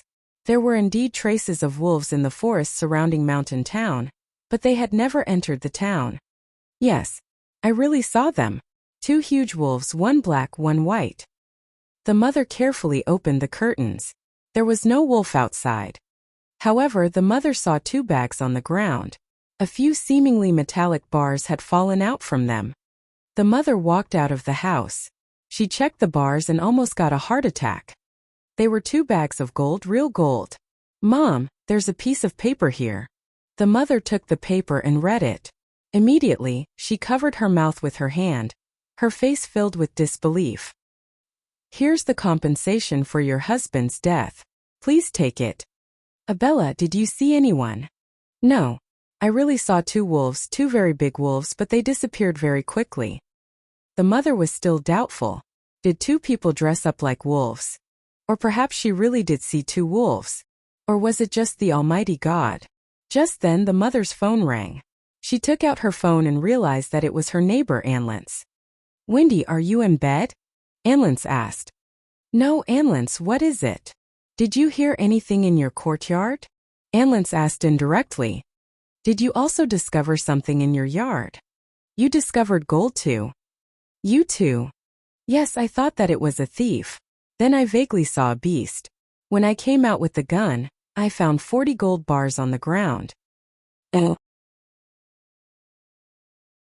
Chapter 168. The Correct Way to Kidnap a Billionaire. An uproar erupted in the town that night. Practically everyone knew that the victims of the fire and their relatives all received a large amount of gold at night. No one could explain who exactly gave it to them. 3 families insisted that a wolf god gave them the gold. They also claimed that the town had an ancient wolf god legend. Chen Zhao woke up in the morning. Last night had been very busy. In the morning, the town was busy as well. A news channel even came to interview them, and many people brought out their gold as evident. Of course, this had nothing to do with Chen Zhao. Knock knock. Chen Zhao opened the door. Bant was holding a freshly made pizza. Chun, I knew you'd get up now. Thanks. I'm hungry. You got new family members? Bant peered in and saw the silly twins curled up in the hallway. Yeah, I found them on the street. Chun, thank you. You already said that yesterday. I don't want to hear you say it every day. No, yesterday was for yesterday. Today is for today. They're 2 things. I don't understand. Okay, I'm leaving. Bye. Bant hugged Chen Zhao and walked away. Ken was a victim of the fire, so Chen Zhao obviously included them. The 8 bars of gold indeed helped them with their crisis. Even though Bant had seen through him, Chen Zhao still decided to pretend like he didn't understand. Some things could be known but didn't have to be said out loud. Actually, Chen Zhao was still in pain. He'd given out more than millions of dollars, but he felt like he'd done the stupidest thing in his life. Just then, Azina came over again. She yelped when she saw the silly twins. Oh my god, you got new pets? Are they wolves? No, they're Alaskan Huskies, just a bit bigger. Chen Zhao poured a glass of milk. Did you eat breakfast? Do you want to try Mary's cooking? Sure. What are their names? Black Mammon, White Mammon, Chen Zhao said. The silly twins were huge. Even Walter was a bit smaller than them. Azina looked even tinier before them. However, girls loved these furry animals. The silly twins had pretty fur too. Are you going out? Not in the morning, Chen Zhao answered. Going out in the afternoon. Yesterday and the day before, Chen Zhao was extremely nervous over Philip Quinn's matter. When he woke up, he realized that his nerves were all gone. He was even a bit excited to do something big in the afternoon. This was probably the reverse reaction after his fear or nerves reached the max limit. Anyway, he was excited. Perhaps this was because he no longer feared life or death. The closer they got to noon, the more excited Chen Zhao grew. Chin, what are you doing in the afternoon? Azina looked at him quizzically. You've been jumpy all morning. You're not going to go rob someone, right? This is for adults. I might not come back tonight after going out. Help me take care of them. Can I bring them home? Sure, Chen Zhao said, nodding. After the job in the afternoon, he also had to attend Leonardo's birthday at night. There probably won't be anyone at home the entire day, so he could have Azina help take care of the demons. What do you want to eat for lunch? I can make it, Chen Zhao said. Barbecue. That won't show my cooking skills at all. What are you good at? Egg fried rice. Oh, this was probably Chen Zhao's first time going out without his toolkit after becoming an illegal doctor. To be honest, he felt weird leaving empty-handed. When he'd heard about Philip Quinn's disgusting history, especially Ethan and Caprice's daughter's inhumane experience, Chen Zhao had really wanted to smash that old man's head in. However, the consequences would be too severe, so Chen Zhao decided to attack after putting himself in a relatively safer position. It had to at least be a method that people couldn't get proof of. Fickley Street. A car crash caused a traffic jam on the entire street. By the time Chen Zhao got there, he couldn't go forward at all and could only go by foot. Just then his phone rang. It was from Captain Lloyd Word. Mr. Chen, where are you right now? I'm at the entrance of Fickley Street. I think there's a car crash. I'm going to go look. No need, Lloyd said. We caused the traffic jam. Turn right and walk for 900 feet. Then turn toward the Testa building and walk 600 feet. Sit in the open-air cafe and wait for my message. Chun Zhao went to the designated location. He ordered a cup of coffee and sat down. As soon as he did so, he saw a couple fighting. Sobbing, the girl ran into the street and was hit forcefully by a car. Chun Zhao froze. He was just about to get up and check when the man sitting at the same table grabbed his arm. "Mr. Chun, this was arranged." Chun Zhao's face filled with shock. "You're Captain." The man didn't reply. He jutted his chin out. Chun Zhao followed in that direction and saw 3 identical black cars stopped on the road. A siren sounded, but the ambulance was stuck behind the 3 cars. The front of the road was jammed because the woman had been hit. The cars also couldn't reverse because the ambulance had arrived. "Philip Quinn is in one of those 3 cars." "Yes." "How do I get close?" As soon as Chun Zhao asked, the fire hydrant beside the road exploded. A beam of water sprayed out. The road started filling with water and was soon half covered. The men in the cars were forced to get out. Chun Zhao saw the old man in the middle car. He was brought out by bodyguards from the other 2 cars. Philip was surrounded by a dozen bodyguards in black. Each guard was huge and muscular and they circled Philip. Their destination was probably close by, so they decided to walk.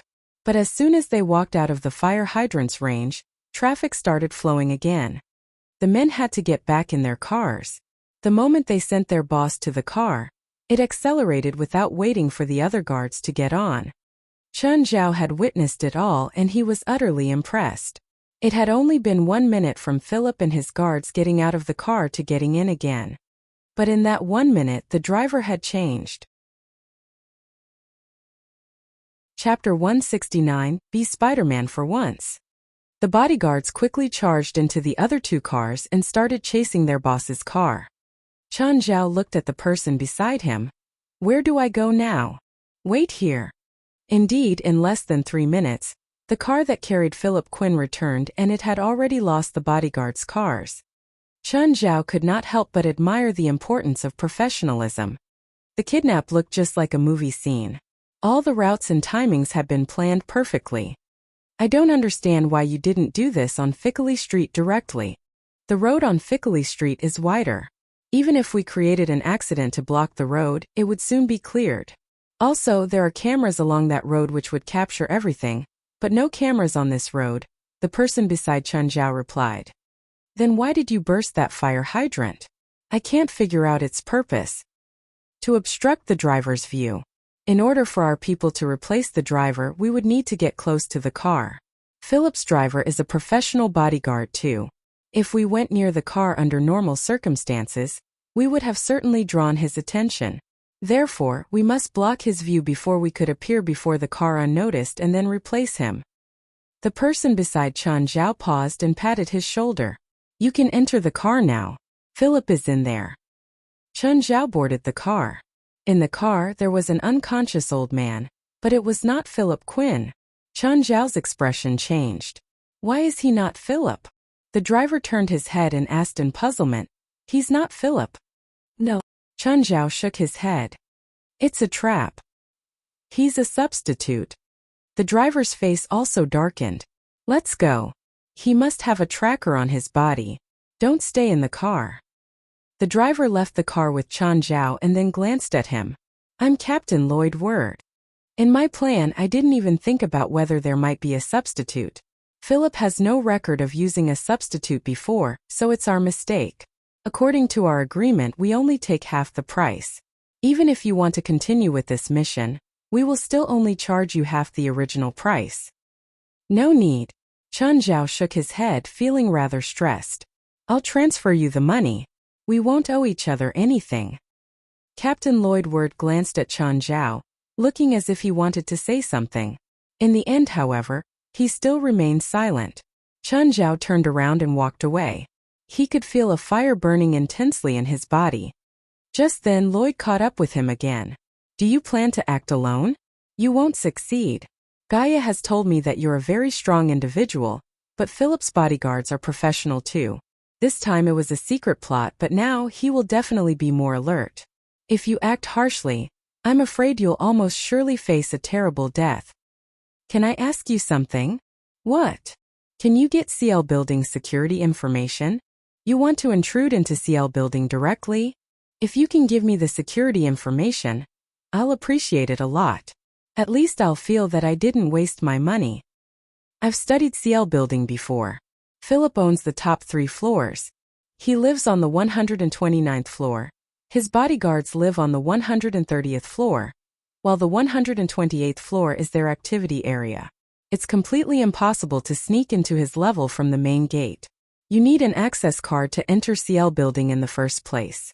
If you attempt to take the elevator to the 128th floor, there'll be manual identification. Once they mark you as an intruder, the 129th floor will be entirely sealed off. What if I enter from the sky? You mean helicopter or parachuting? That's basically impossible as well. Although there's a helipad on the rooftop, there's also 24-hour security. So it's almost impossible to intrude into CL building. The reality isn't a movie. The various miracles in movies are nearly impossible to achieve in reality, Lloyd said.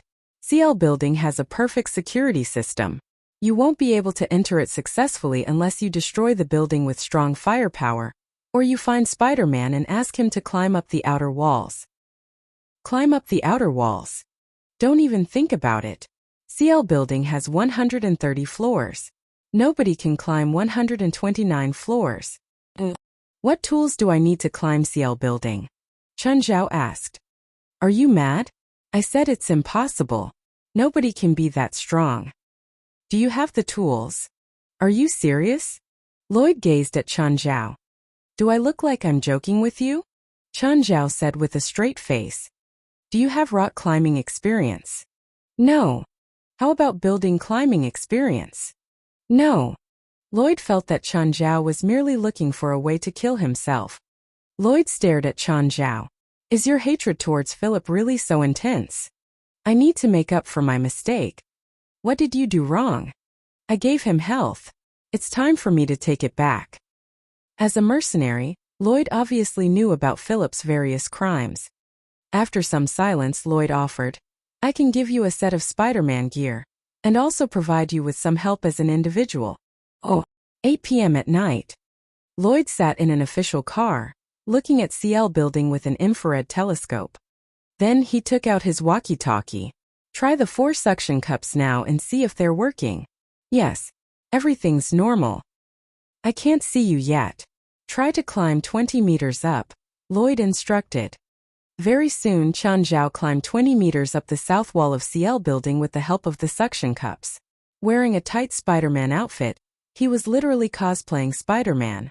To be honest, when Chun Zhao looked down from 20 meters high, he already felt pretty dizzy. Climbing up the outer wall was scarier than he had imagined. Just then, he heard Lloyd from his headset. How do you feel? You can still give up now. I'll continue, Chun Zhao said, trying to control his fear. Then from now on, I'll try to speak with you as little as possible. You won't have to spend too much energy talking.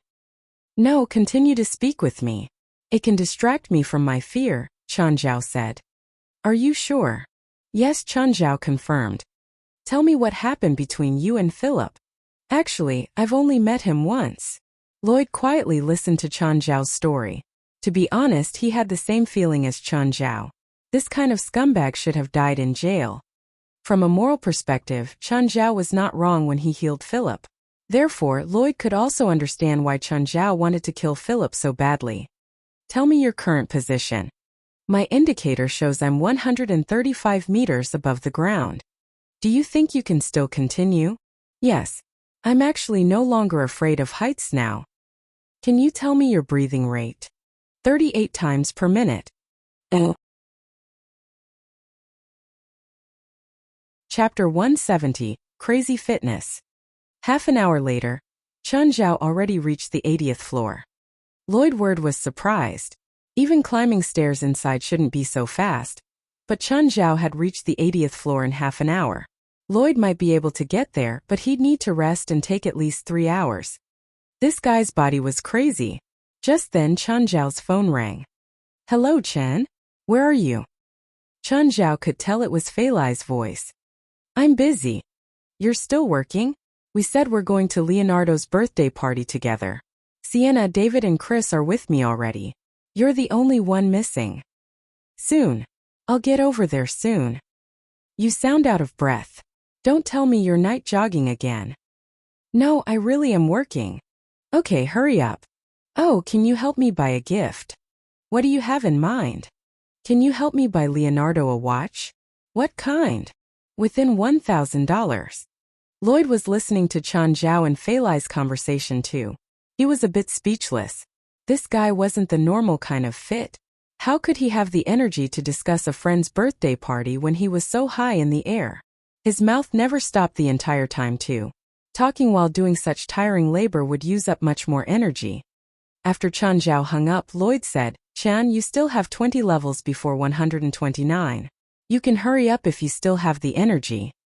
Chan Zhao pulled off the suction cup of his left hand and started speeding up. The main part of the Spider-Man gear were the suction cups. The man-made fiber cups were very resilient and had many tiny holes. The holes would balance the air pressure within 5 seconds if the suction cups were placed on a smooth and flat surface. This reduced the suction of the cups, meaning he had to keep climbing and couldn't rest. Lloyd looked through the binoculars. Chan Zhao had obviously sped up. This guy was practically a monster. How did he train? Maybe Lloyd had to ask him for some tips. Chan Zhao suddenly had motivation, a lot of motivation. Boundless energy seemed to flow out of him. Thinking that he could soon see Philip and make him pay, Chan Zhao grew very excited. Chin, you're there. Use the main suction cup to stabilize yourself, Lloyd said. Use the iron pin to break the glass. Chan Zhao drew a circle on the glass and then smacked it. The entire piece of tempered glass flew in. Chan Zhao was finally able to go in. He put on the night vision glasses and turned off the walkie-talkie. He had to admit that Philip Quinn's wealth allowed his life to be unimaginably opulent. The entire 129th floor was his. Chan Zhao looked at Philip, who was lying on the large bed. He was sure that this was Philip. He was deep asleep now. Chan Zhao pounced directly onto him. Philip woke up with a start, but he quickly realized that his mouth was covered. Under the faint light from the window, he could vaguely make out a figure in a Spider-Man costume. Have you seen hell before? Chan Zhao's voice had changed due to the headpiece. A heavy bell suddenly rang out in Philip's mind. It was the death toll from hell. He realized that lava started flowing around him. The dark horizon was like the end of the world. Looking at the terrified Philip, Chan Zhao finally smiled happily. After using Hell Knell, he also gave Philip the spiritual sting. These two spells together resulted in double the psychological torture. Chan Zhao wasn't satisfied though. Merely psychological torture couldn't satisfy him. He took out a bottle of potion called Blood of Decay. He prepared this just for Philip. After pouring the Blood of Decay into Philip's mouth, Chan Zhao knocked him out. Lloyd had said that after successfully infiltrating the room, Philip couldn't make a single sound or movement. They didn't know if there were any alarms in the room or bed. Chan Zhao returned to the hole in the glass and jumped out. The moment he started falling, he opened his parachute. It was his first time parachuting, and it was from a low altitude too. Low altitude parachuting was more dangerous than from a high altitude. It could be fatal for a newbie like Chan Zhao, but it was the only way to escape. It wasn't like he could climb back down. The parachute slowly dropped to the designated location. Lloyd was there waiting. Did you succeed? Yes.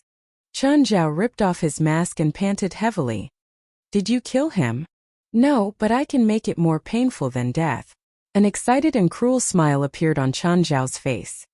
I didn't think such a bizarre plan would be so successful. Can you give me a ride? Of course. To where? Oh. The car stopped at Leonardo's entrance. Chan Zhao and Lloyd hugged. Captain, thank you. If you need help, please contact me. No problem. I have a daughter too, so I think what you did was right. Goodbye. Bye. Lloyd drove the car away, but Chan Zhao stayed at the door. He put on the Spider-Man costume again while calling Fei Lai. Fei Lai, are you still at Leonardo's house? Yeah. He asked why you're not here. I'm outside. Where's the gift you helped me buy? It's on me. Take it to the bathroom. Chan Zhao snuck into Leonardo's house. After infiltrating CL building, he felt like this was a piece of cake. When Fei Lai saw a Spider-Man climb into the bathroom window, she almost freaked out. Sure, it's me. Chun. It's me. You're late because of this outfit. No, I had an emergency patient. I had to do some special treatment. Fine. How do you want to make your entrance? Just then the bathroom door opened. Leonardo stood in the doorway, staring at Fei Lai and Spider-Man in shock. Did I come at the wrong time? Leonardo gaped. Leonardo, you ruined my grand entrance, you know? Chapter 171, Birthday Party and Rufford's Comeback Race. Leonardo had initially been somewhat disappointed by Chen Zhao's absence, but he did not expect Chen Zhao to have actually put in so much effort just to surprise him at his birthday party. Immediately, he felt rather touched. Leonardo, this is for you. Chen Zhao passed Leonardo a gift box. Thank you, Chen. You look really handsome in this outfit. Well, I take it as a white lie. I'm serious. You indeed look great. The three returned to the living room. Sienna, Chris and David were all already there.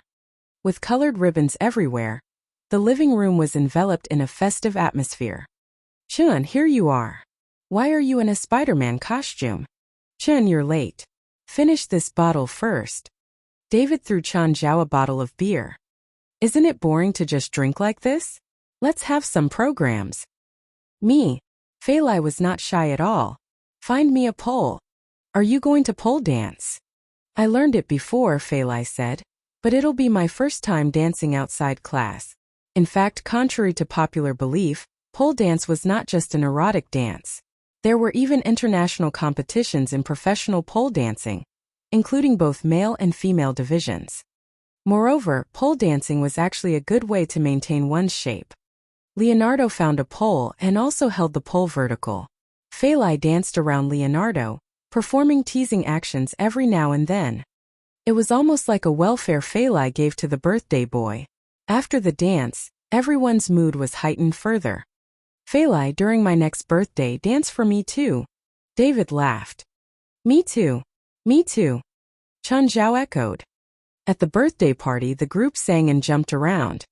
Leonardo, my friend, has a track and field competition later at LA Memorial Coliseum. I've asked him to give me a few tickets. How about we go and watch his competition together, and then go to a bar and drink all night? Chen Zhao suggested. Sure. Now? Of course. His competition is in an hour's time. We can still make it in time. Chen Zhao had already asked board to wait outside the stadium with the tickets. Therefore, when they arrived at the stadium, they received their tickets straight away. Chun, which one is your friend? Rufford. Have you heard of him before? No, but henceforth I shall be his loyal fan. The competition was a star invitational, and there were many famous athletes from all over the world. The atmosphere in the stadium was very lively. Americans surely love track and field, and America was also very strong in the sport. America's track and field had always been the best in the world. There was such a saying, Bolt dominated sprinting while Americans dominated track and field. This was certainly not an exaggeration, because America's track and field results had indeed been way ahead of the other countries. 100-meter sprint had always been a major, and also the most popular part of track and field. Thus, when the sprinters entered the field, the audience was lit with enthusiasm. Then the host started to announce each athlete's name. Whenever an athlete's name was called, the applause and cheers from the audience would reflect his popularity and reputation. When Rufford's name was announced, however, almost nothing could be heard from the audience. Not a lot of people knew him at all.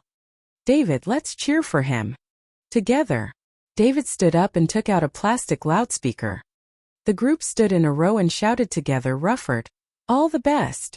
Rufford's originally calm mood was enlivened at once. He saw Chen Zhao and the people beside him. Their cheer was very abrupt, but it ignited all the blood in his body. The referee signaled all the participants to get ready.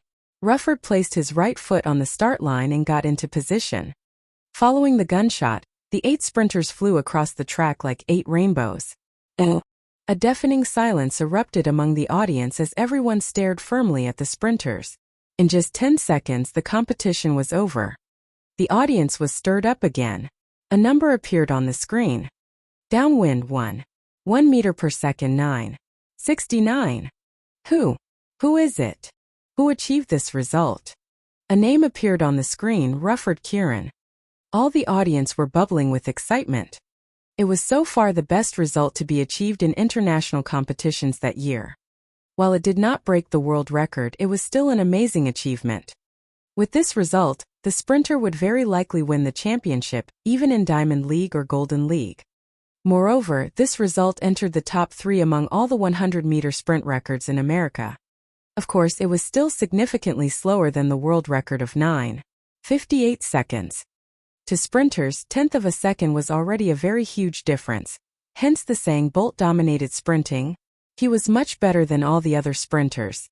Rufford ran along the side of the track in excitement. He had actually won this Star Invitational and achieved such a fantastic result. In addition, he also became the 3rd 100m sprinter to achieve a timing of 9.7 seconds. He was destined to be the spotlight of the night. At the moment, all the media teams in the stadium were crowding around and interviewing him. I need to thank one person. He's my personal doctor. When everyone gave up on me, when the club gave up on me, he gave me hope. He gave me courage and confidence. When I was totally broke, he helped me. I also need to thank my coach, Mr. Board. Oh. Chan Zhao and his friends only managed to meet Rufford half an hour after the prize-giving ceremony. Board was beside Rufford too. When Rufford saw Chan Zhao, he immediately gave Chan Zhao a warm hug. Rufford had yet to fully calm down from his victory. Chan Zhao introduced his friends to him one by one. Rufford, do you still have any competitions in the next few days? I have 2 national competitions. Then I won't ask you to come and drink with us. Take care of your body. Have fun. Rufford also wanted to go and play with Chan Zhao, but as an athlete, he knew that keeping sober and healthy was the wiser choice. Furthermore, if he chose to go out and play, he would inevitably eat food that was unhealthy or even contained hormones. Usually, an athlete would be banned from eating outside food half a month before a competition. After bidding Rufford goodbye, Chan Zhao and his friends started their plan to drink through the night. Does anyone know where's the nearest bar? Me. I'll lead the way, David offered. Chan Zhao had never been so relaxed before. Finishing Philip Quinn and then partying with his friends made him feel better than ever. Chapter 172. Playing to the police station. Leonardo, you keep staring at that pretty blonde. She your type? Leonardo was a bit shy. She's pretty. Then go and get her number. I don't know her. How can I get her number? Then you'll have to ask Chun, Chris said. He asked for my number the first time we met. Leonardo, if you can get her number, I'll pay tonight, Chan Zhao said. But, go, don't be scared. Everyone was tipsy now. Encouraged by them all, Leonardo gathered his courage and walked toward the pretty blonde. Miss, can I have your number? The girl glanced at Leonardo, rolled her eyes and turned around. Leonardo came back, head hanging low. Chris looked at Chan Zhao. You go. Chan Zhao stood up and walked to the blonde. Can I sit here? She glanced at Chan Zhao and nodded. Are you alone or waiting for friends? Alone, the blonde replied. After alcohol enters your body, it'll mix into your blood. If you talk to someone, you'll take in more oxygen. This can reduce the effect of the alcohol and speed up metabolism. That's why you should never drink by yourself. It's lonely, so I'll buy you this one. The blonde tried the drink and scooted closer to Chan Zhao. Her red lips carried an intoxicating fragrance. You know what makes the drunkenness go away even faster?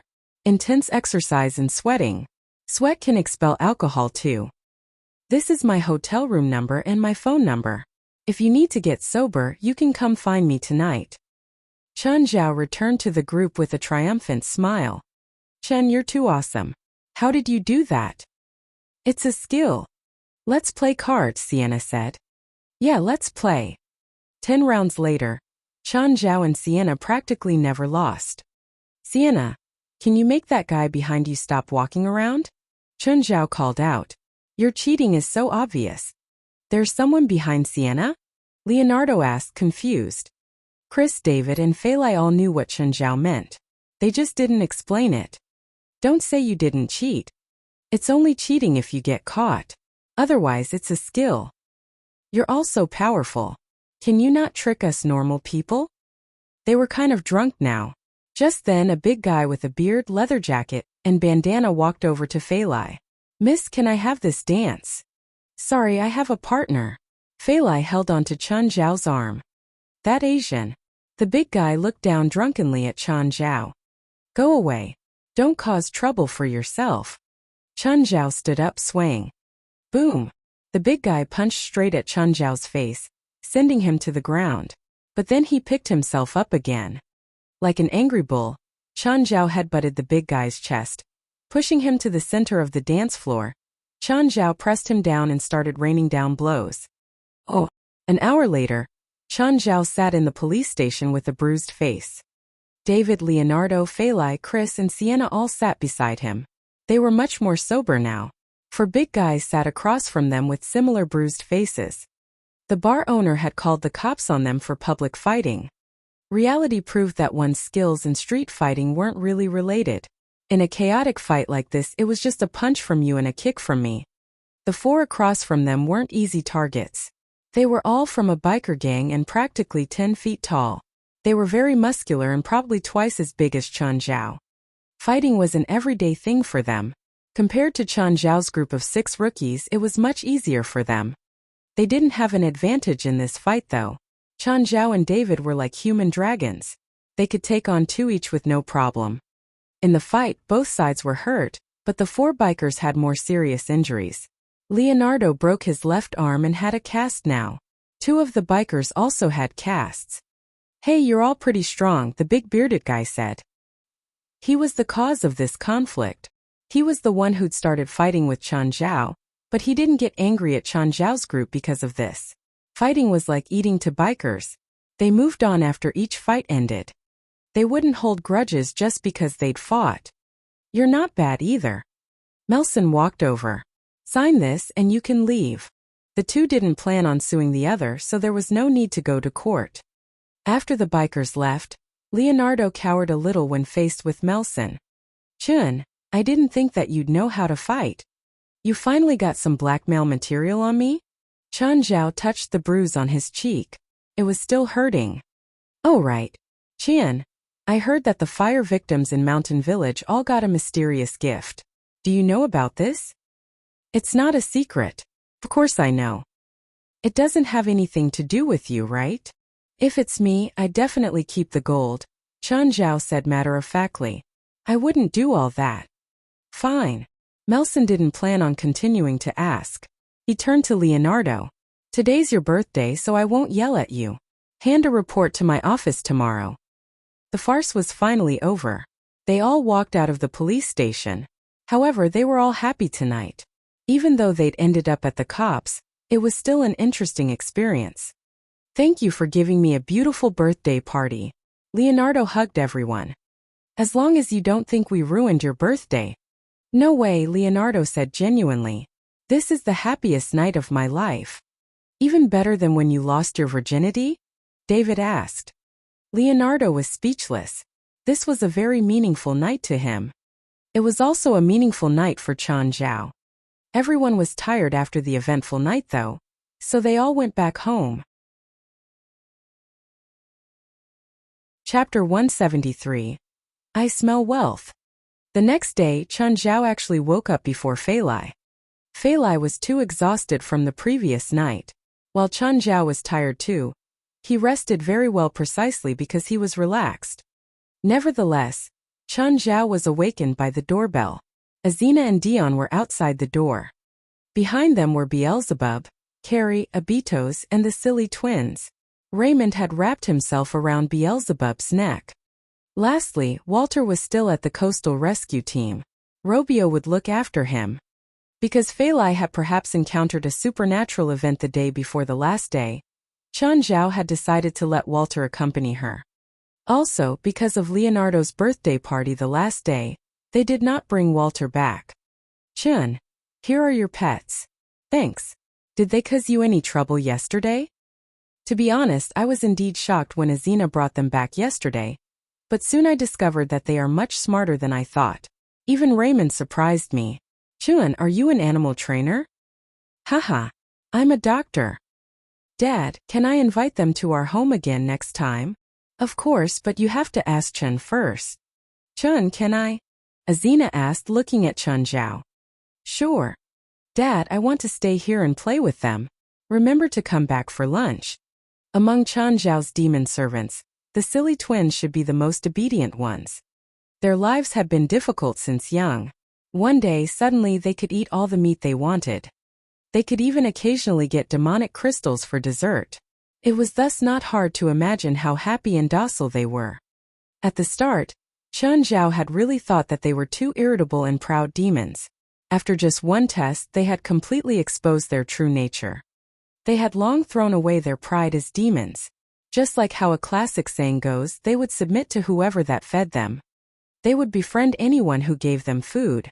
Although their appearances were indeed wolves, they were more like two huskies, except that they were larger and had bigger appetites. According to them, they had never had a satisfying meal in hell before. Now that they had Chun Zhao as their master, they had to make up for the food that they had missed. When Chun Zhao heard that, his face was filled with mere contempt. As subordinates of one of the 7 great demon kings, their situation was really embarrassing.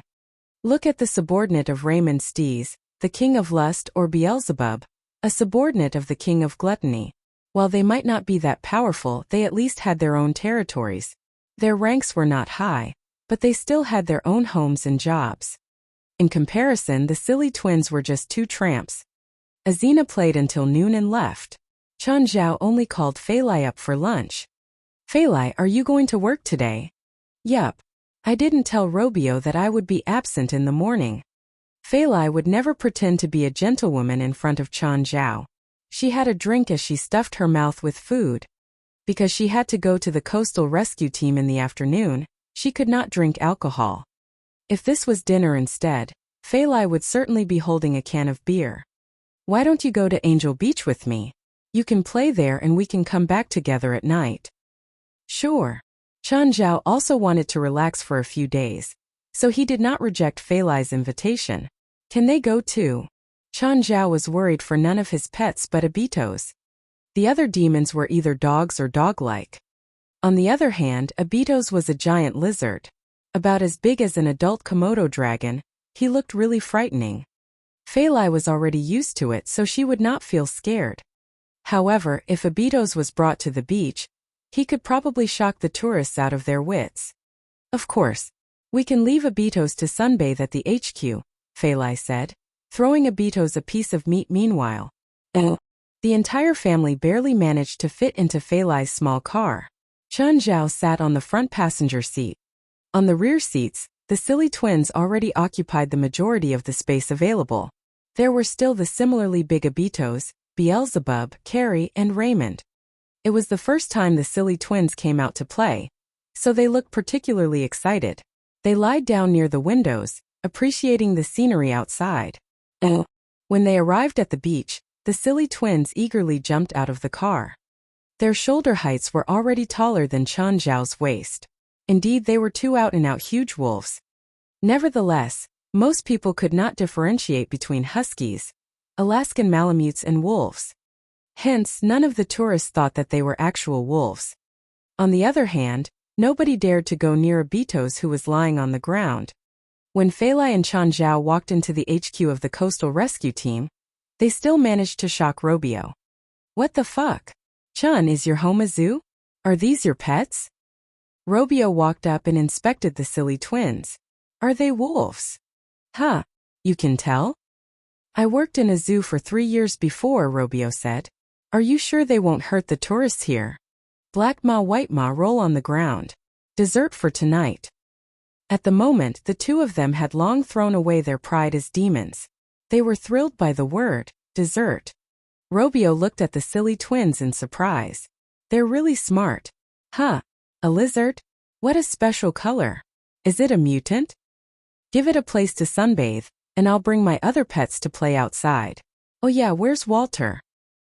He's already patrolling on the beach. Jin, how did you train your pets? Walter now knows how to save a person without anyone's guidance. Our rescue team recently purchased 2 more dogs. Can you train them for me? Don't even think about it. I'm busy enough. You're busy and yet you're here to play.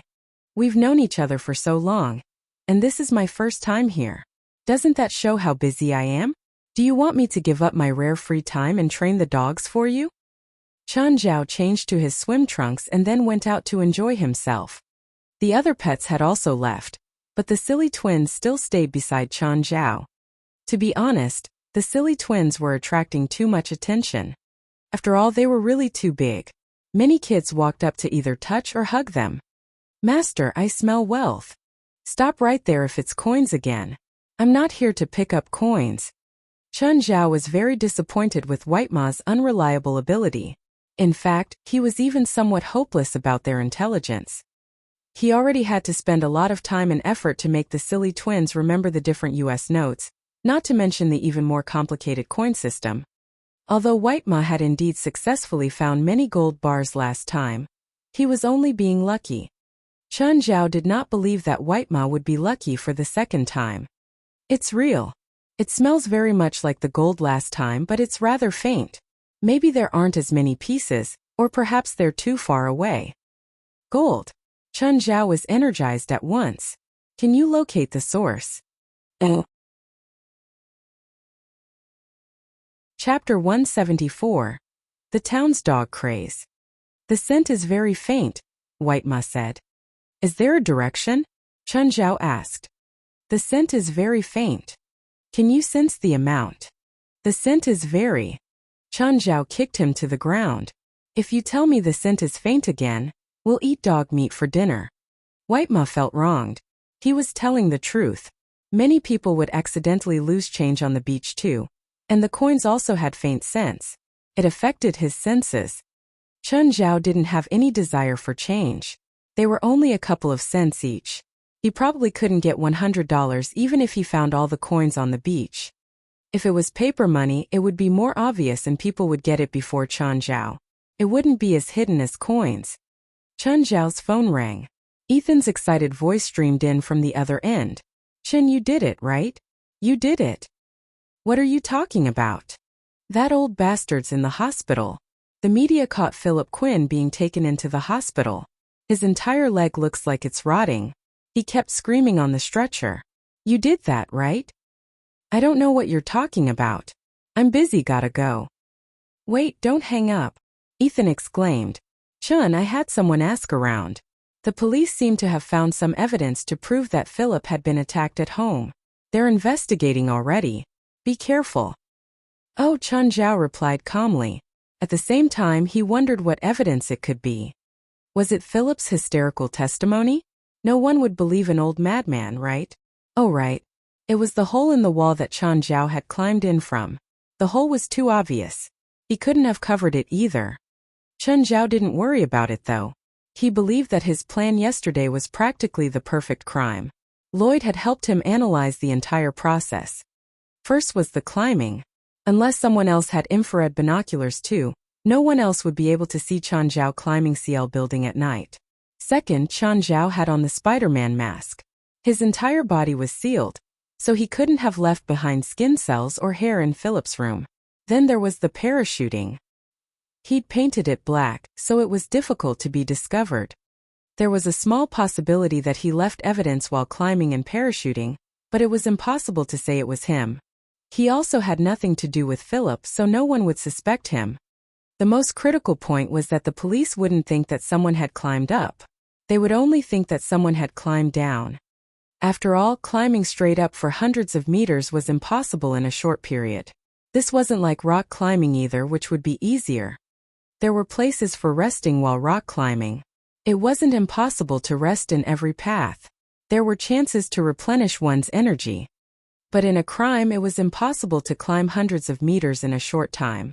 Instead of worrying if the police would find him, Chen Zhao would rather find some coins on the beach. The silly twins searched happily too. The more they found, the better they would eat that night. Many tourists on the beach came over to take pictures of them. Chen Zhao had hung a sign in Kin on their necks. Please tip for selfies. He didn't write down a price, but they'd collected a can of coins in an afternoon. After they found out that they could make money from pictures, they would stop those that didn't pay. They practically became the bullies of the beach. This was also why they became the most popular tourist attraction there. In the end, many tourists purposely didn't pay them so they could play around. No one cared about people who made money through pictures like this. After all, America didn't have city guards. There were a lot of buskers on the beach too. After finding this new and easy way to get rich, the silly twins didn't want to leave the beach. Unfortunately, the crowd thinned around the evening. Time to go. Fei Lai collected her things and saw the 2 cans of money on the silly twins' necks.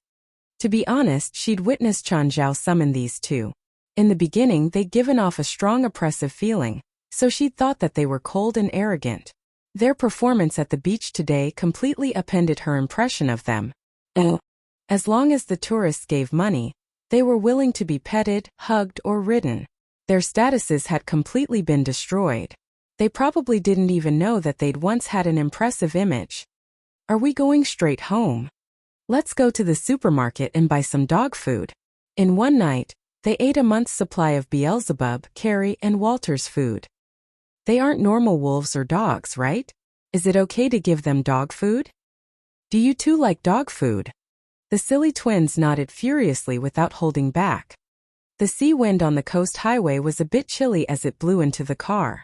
Even with a city like L, a winter night still made one feel cold. Chen Zhao didn't like having cold air blow in his face, but the silly twins didn't care about the others. They enjoyed the wind, hoping they could continue tomorrow. It was their first time truly making money.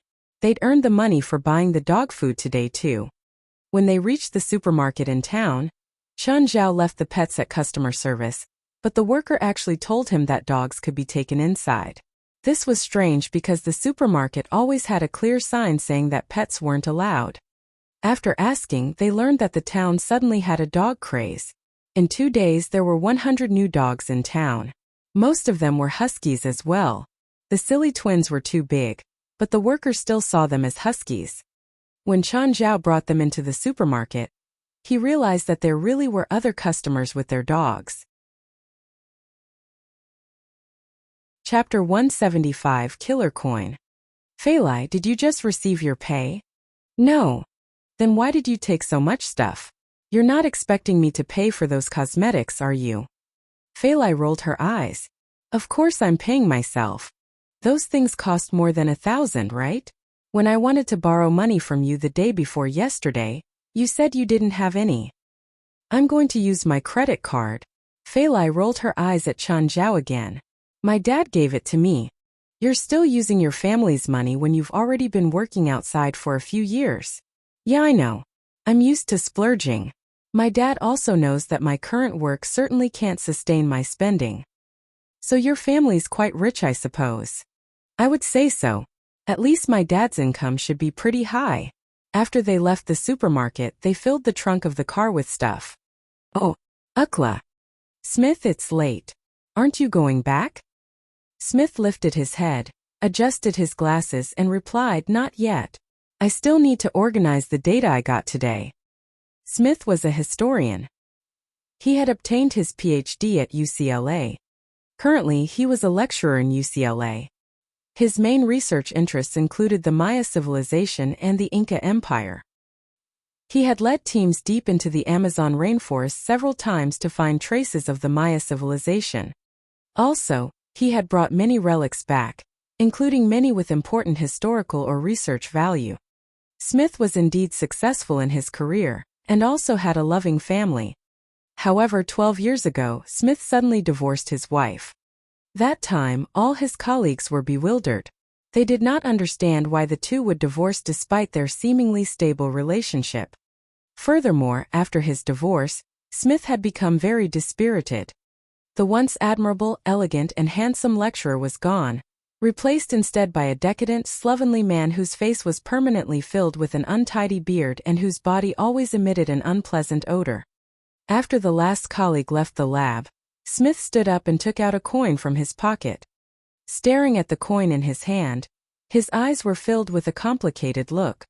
He had found the coin in one of the ruins of the Maya civilization, That time, a rich man who wanted the coin had already contacted him in advance. Smith accepted the deal because he really needed money. Moreover, the rich man had offered him a very high price. Therefore, he secretly brought the coin out of the ruin and did not inform the archaeology team. Little did he expect it to be a cursed coin. Since the day he received the coin, he had been surrounded by bad luck.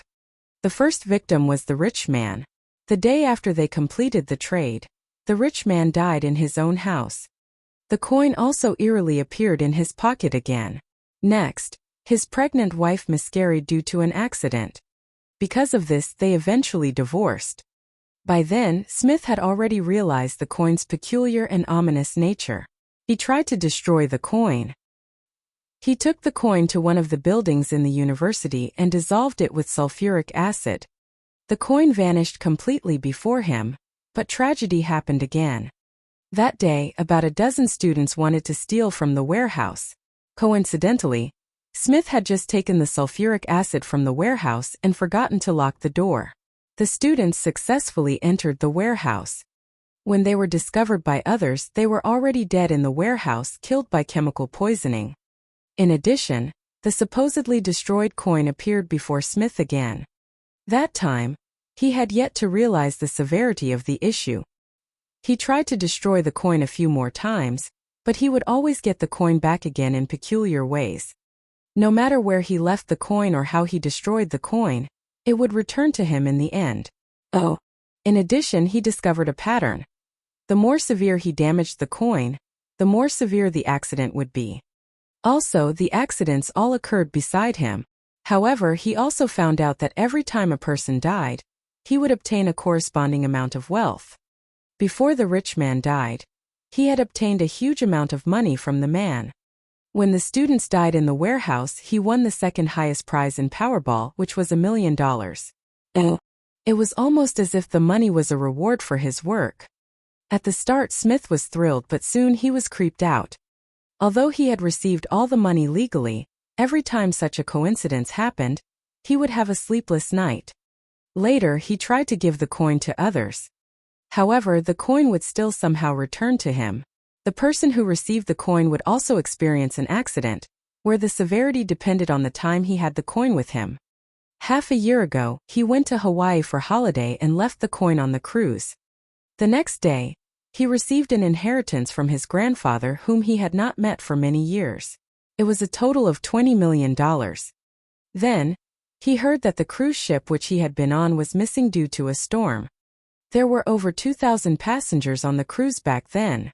Suddenly, the coin in Smith's hand began to tremble and give a buzzing sound. Again, Smith looked at the coin, after which he walked towards the now abandoned university building. In the past years, he had been studying the coin. Therefore, he now more or less knew the coin's characteristics. The coin seemed to feed on souls. The coin had two special states, one of which he called hunger. If it did not kill anyone for over a week and remained in Smith's possession, it would cause disaster to random people besides Smith. Every time, at least one person would be killed. The other state was full, just like now. The coin would buzz and tremble. When this happened, Smith had to find a place to release the extra souls from it. The abandoned building had become the perfect choice. Even Smith had no idea how many souls he had released into the abandoned building over these years. Thus, the abandoned building had also become an actual haunted place. Students who entered the building would eventually encounter accidents of various severity. The university had tried to demolish the abandoned building before, but again it was accompanied by accidents. One time, the university planned to demolish the old building by implosion. However, the explosives prepared by the engineering company blasted its own people into the sky instead. In another instance, there was a mechanical accident. When the excavator removed a wall, it fell down and killed 4 people. Since then, the abandoned building had been left untouched. After all, the amount of compensation that the university had paid was enough to buy a few pieces of land of similar size. Chapter 176, Big Client. Smith walked to the abandoned building and saw someone standing before it. It looked like a woman, but there was no light here, so he couldn't see her features clearly. The woman seemed to be talking to someone, but there was no one next to her. Smith hid to the side and watched the woman walk out. He vaguely heard her say, "How come there are more evil spirits here again?" He was shocked. Did this woman know about evil spirits? To be honest, Smith had caused all the paranormal activity here, but he'd never seen an evil spirit before. He didn't hesitate or doubt the term evil spirit, like a normal person. He was sure about evil spirits, so his first impression was that this woman wasn't an average person. These evil spirits are so strange though. They seem to be missing something. Yeah, you're right. If that's the case, that person is going to die. The woman's voice faded into the distance. She seemed to be talking to an invisible person. Smith cared most that the woman had said, "That person is going to die." He didn't come out of hiding until the woman was completely gone. Looking at the coin in his hand, he knew that it couldn't be a good thing. However, it hadn't brought any disadvantages to him, so he never thought about if his life would be in danger. But when he heard that woman's last sentence, he had a feeling that she was talking about him. For the first time he felt unsettled. No matter how many people this coin killed, Smith never felt unsettled. In the past, he felt guilty due to his morals and was worried about the consequences if the truth was revealed. Now, he actually felt unsettled because of a single sentence. Smith looked at the coin and grasped it. It was trembling slightly. He started hesitating if he should release the spirits in the filled coin. If he didn't, the coin would become scalding as if it had been baked. Kept following him too. Sometimes Smith would toss it into a corner, but the next time he felt his pocket he would find it there again. This was why Smith couldn't stand the feeling. After some experimenting, he found a way to release the spirits. If he dropped a drop of blood on the coin, it would release the evil spirits and go back to normal. Right now, he wondered if he could stuff the coin to death. Then perhaps he could be freed. He would never be followed by this nightmare again, and he could enjoy his life. "Oh, morning. Sean, Walter and I aren't coming back tonight," Faylai said while brushing her teeth. They weren't dating, but they were used to living together now. They wouldn't hide their living habits from each other either. "You're working overtime tonight." "Yeah. If you run into something weird, remember to call Sienna or I." "I know." After Faylai left, Chanjiao got Ethan's call and went to the motel. As soon as Ethan saw him, he gave Chanjiao a check. Accepting it, Chanjiao glanced at it and asked, "What? Did you get some fatal disease and you're writing your will now?" "I know you spent a lot of money. I don't know what you're talking about. Just take it." "You're crazy." Chanjiao stuffed the check back into Ethan's hands. "I heard that you're strapped recently," Ethan said. "How do you know?" "It's not hard to find out. You want to buy land in Mountain Town. I'm from there too, so I obviously know. Just see it as money I'm lending you and take it." "Fine. I'm borrowing this." Chanjiao thought for a bit and accepted the check. Ethan didn't inquire how Chanjiao had done it. He just knew that Chanjiao had done everything for him. For these things they'd formed tacit understanding. Neither of them would pry too deeply into the other's secrets. Ethan wasn't an average motel owner either. "Oh, do you have any solutions for losing weight?" "You want to lose weight?" Chanjiao studied Ethan. "You're a bit fat right now, but you don't have persistence. Using drugs will harm you too. I think it's best for you to maintain your current weight." "Who said I want to lose weight? There's a big client that needs it. I'm not sure you can do it though." "Big client? How big?" $400,000. But the client wants to lose 160 pounds in 30 days. "Wait, 160 pounds? Are you sure it's not 16 pounds? Ethan took a picture out. When Chanjiao saw the girl, he was shocked. "Oh my god, she's a super fatty. She's practically a meatball." "Is she rich?" "It's her dad's money, not hers." "I'll do it. Give me her address and contact info." "Before that, can you get your dog spayed?" Ethan's tone changed 180 degrees. Chanjiao turned around and saw the silly twins circling Ethan's golden Sasha. The size difference was honestly too big though. Chanjiao worried for Sasha. Walter was okay. He was big, but he wasn't so big that Sasha couldn't take it. The silly twins really weren't suitable though. Chanjiao massaged his temples. Kicking them, he said, "You assholes. Sasha is Walter's wife." "Who said Sasha is gonna marry Walter?" Ethan shot back. "I don't agree. You're so old already, and you still want to get involved in the kids' relationships. Where's your shame? Your Carrie is a female, right?" "I'll go get a male tomorrow," Ethan threatened. "Then you better get a lion. Otherwise, I'm afraid your pet won't be able to win Carrie over." A taxi parked before the motel, but whooshed away after seeing the silly twins behind Chan Zhao. Regardless of whether they were dangerous or not, it would be a problem if they peed on the car. "Ethan, can you drive us? For your commission? Why do you have to take them out? Can't you leave them at home? Just answer me. Will you drive or not? Seeing as I'll get $80,000 in commission, I'll drive you one last time. Can't you go buy a car? And then get a license?"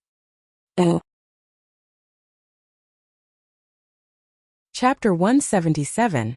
A Carefree Lady. It was not Chan Zhao's first time to Beverly Hills. To be honest, there were actually private manors which were more gorgeous than those in Beverly Hills. Nevertheless, the location and environment of Beverly Hills set it as a high-end residence community. Beverly Hills had several advantages over other communities: green hills, clear waters, and the sea. Moreover, it was filled with countless international brands. Ethan's car stopped before a moderately sized manor. Then a housekeeper let Chen Zhao inside. "Mr. Chen, can you leave your pets here for now? We'll look after them for you." "Of course." The housekeeper called a few servants to take care of Chen Zhao's pets. In the manor, there was a large lawn on which his pets could run freely. To be frank, Chen Zhao would like to have such a big space too. His current house was sufficient for 1 or 2 people. However, it felt really crowded with Beelzebub and all the other pets. Usually, they had to have their meals outside the house. Chen Zhao's house was too small for all his pets to eat together. Soon, the housekeeper brought Chen Zhao into a large building. In the house was a middle-aged man with a mustache. When he saw Chen Zhao, he walked up and gave Chen Zhao a handshake. "Hi. You must be the doctor recommended by Ethan." The man was very gentlemanly. He was in fact the first gentlemanly rich man Chen Zhao had met. "Yes, I'm Chen Zhao. You can call me Doman." "Mr. Doman, I heard that your daughter needs to lose weight. Is that right?" "Yes. Have you seen my daughter's photo?" "Yup, but I still need to confirm it myself." "Mr. Doman took out a photo. The girl in the photo should be the same as the one in the photo Chen Zhao had seen earlier, although they differed greatly in size. My daughter had 3 dating experiences. When she was 18, her first boyfriend broke up with her. Since then, she abandoned herself to despair. Her second and third boyfriends all broke up with her because of her weight. Now, she doesn't leave her room at all, and has already been suspended from school for an entire year." "Is she home now?" "Yes. I'll bring you to her." Chen Zhao nodded. He followed Mr. Doman to the last room. Mr. Doman knocked on the door. "Normans, can I come in?" A female voice inside responded, and Mr. Doman pushed the door open. Immediately, Chen Zhao saw a meatball lying on 2 tatamis that were placed side by side. She was playing a console game, and beside her was a pile of food of various kinds. Because the curtains were closed, the room was rather dim. The whole room was filled with nothing other than the sound from the game. Since Mr. Doman came in, Normans had been attentively playing the game, not bothered to even turn her head around. "Normans, can't you see that we have a guest? Have you even forgotten the most basic manners? You need to respect every person." Normans turned her head and finally saw Chen Zhao beside her father. "Hi," Normans greeted casually. "He's your slimming coach." "Dad, I'm not planning to lose weight. Don't arrange whatever slimming coaches for me again." "No. Normans, you need to change now." Mr. Doman sounded very firm and determined. "I've never cared about your future. I thought that you can control it yourself, but from the look of it, you don't have enough self-restraint. You can't even control your own shape, let alone your life. So from now on, I insist that you listen to me." "No. You don't have a choice." Mr. Doman was resolute. Normans turned her head and stared at Chen Zhao with a hostile look. She weighed 140 kilograms, which was almost twice as heavy as Chen Zhao. Chen Zhao was 1.8 meters tall and weighed 75 kilograms, but in front of Norman's he looked tiny. Fine, but you better hope that he can persist till the end. Mr. Chen, have a chat with Norman's. I'll go out first. Alone with Norman's, Chen Zhao actually felt slightly lost. Norman stood up. She was not short, having a height of over 1.7 meters. Together with her weight, when she stood before Chen Zhao, she looked like a mountain-sized demon queen. The clothes on her body were far from sufficient to cover her thick legs and bloated belly, while her messy hair turned her into a truly insane woman. Kid, do you know that I've learned wrestling in school? What a coincidence. Me too. Chen Zhao shrugged. Chen Zhao would definitely not give up this client, even if it was just for the $400,000 pay. Then let's see if you're good enough to become my slimming coach. Crash. Norman's was completely unreasonable and undisciplined. When Chen Zhao was still processing the meaning of her last sentence, Norman's had already leaped towards him. At once, Chen Zhao felt as if a mountain was collapsing on him. He could not even breathe, because Norman's enlarged belly had covered his entire face. Chen Zhao used all his might to push Norman's away, but she charged towards him again immediately. This time, however, Chen Zhao was prepared. He rolled to the side and dodged Norman's pounce.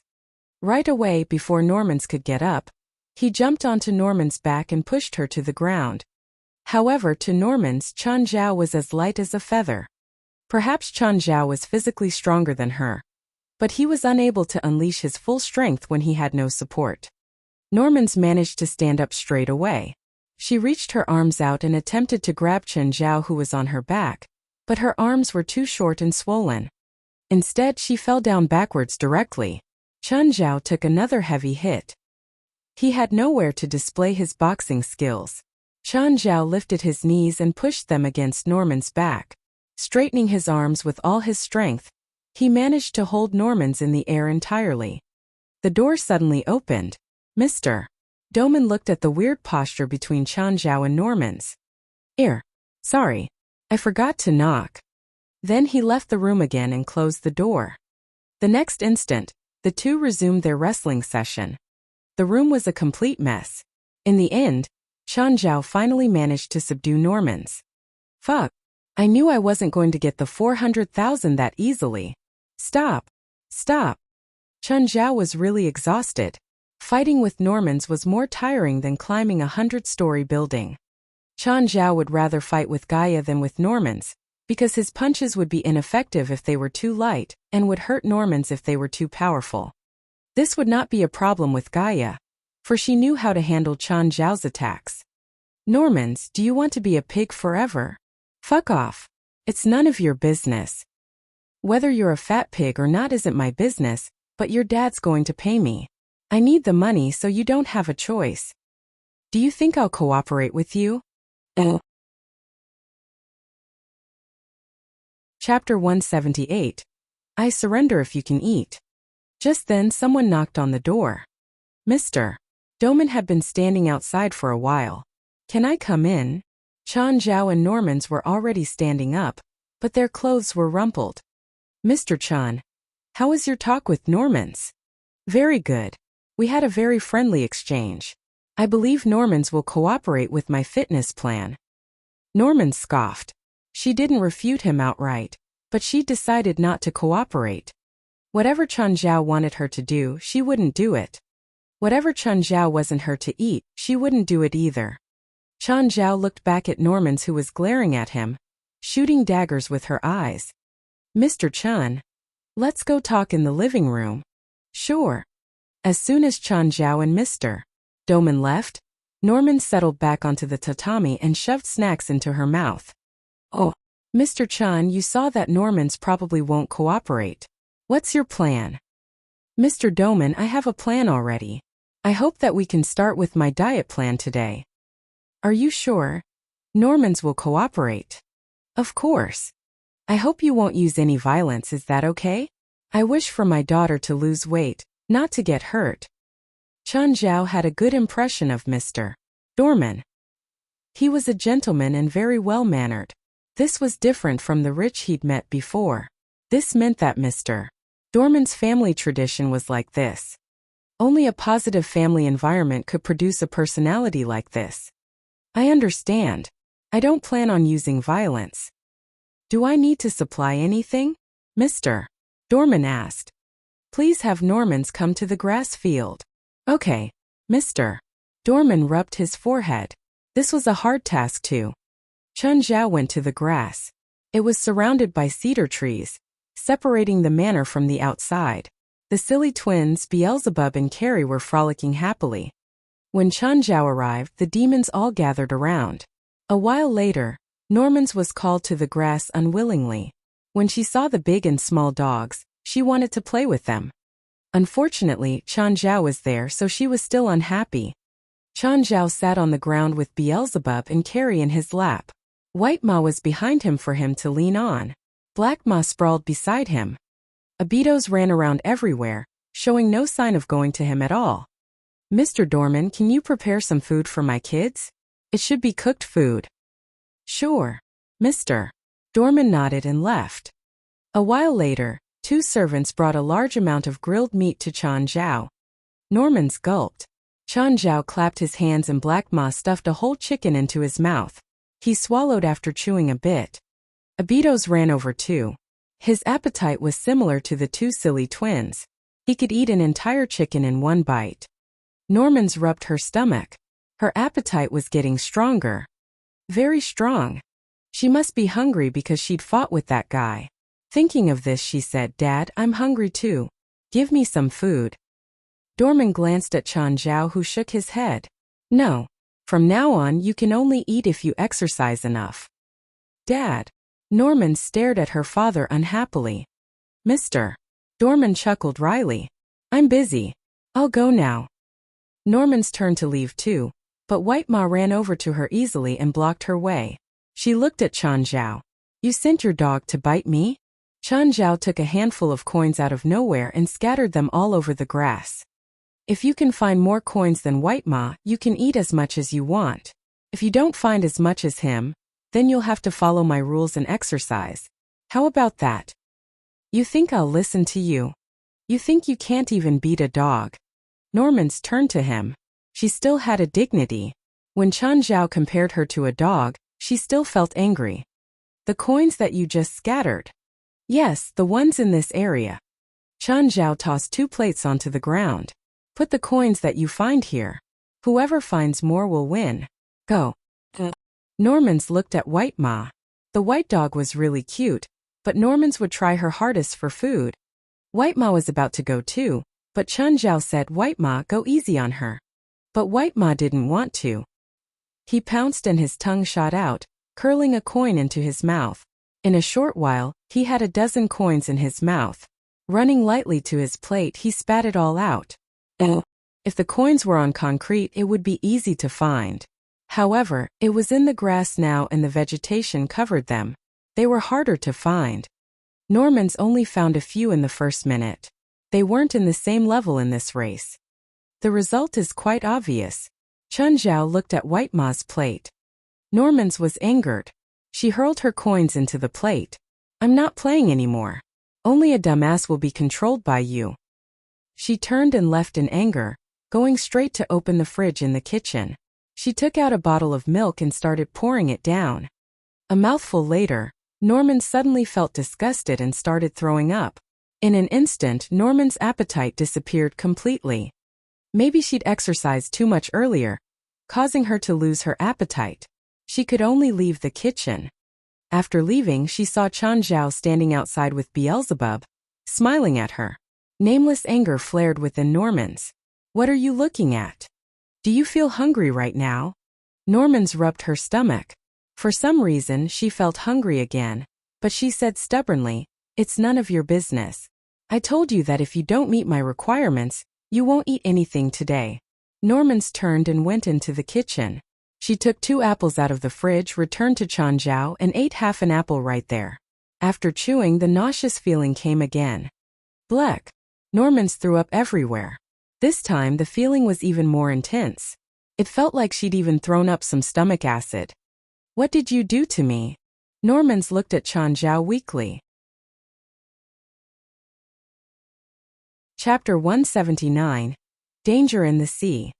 No matter how slow Normans was, she would have realized by now that Changzhou had definitely done something to her. She always had a great appetite.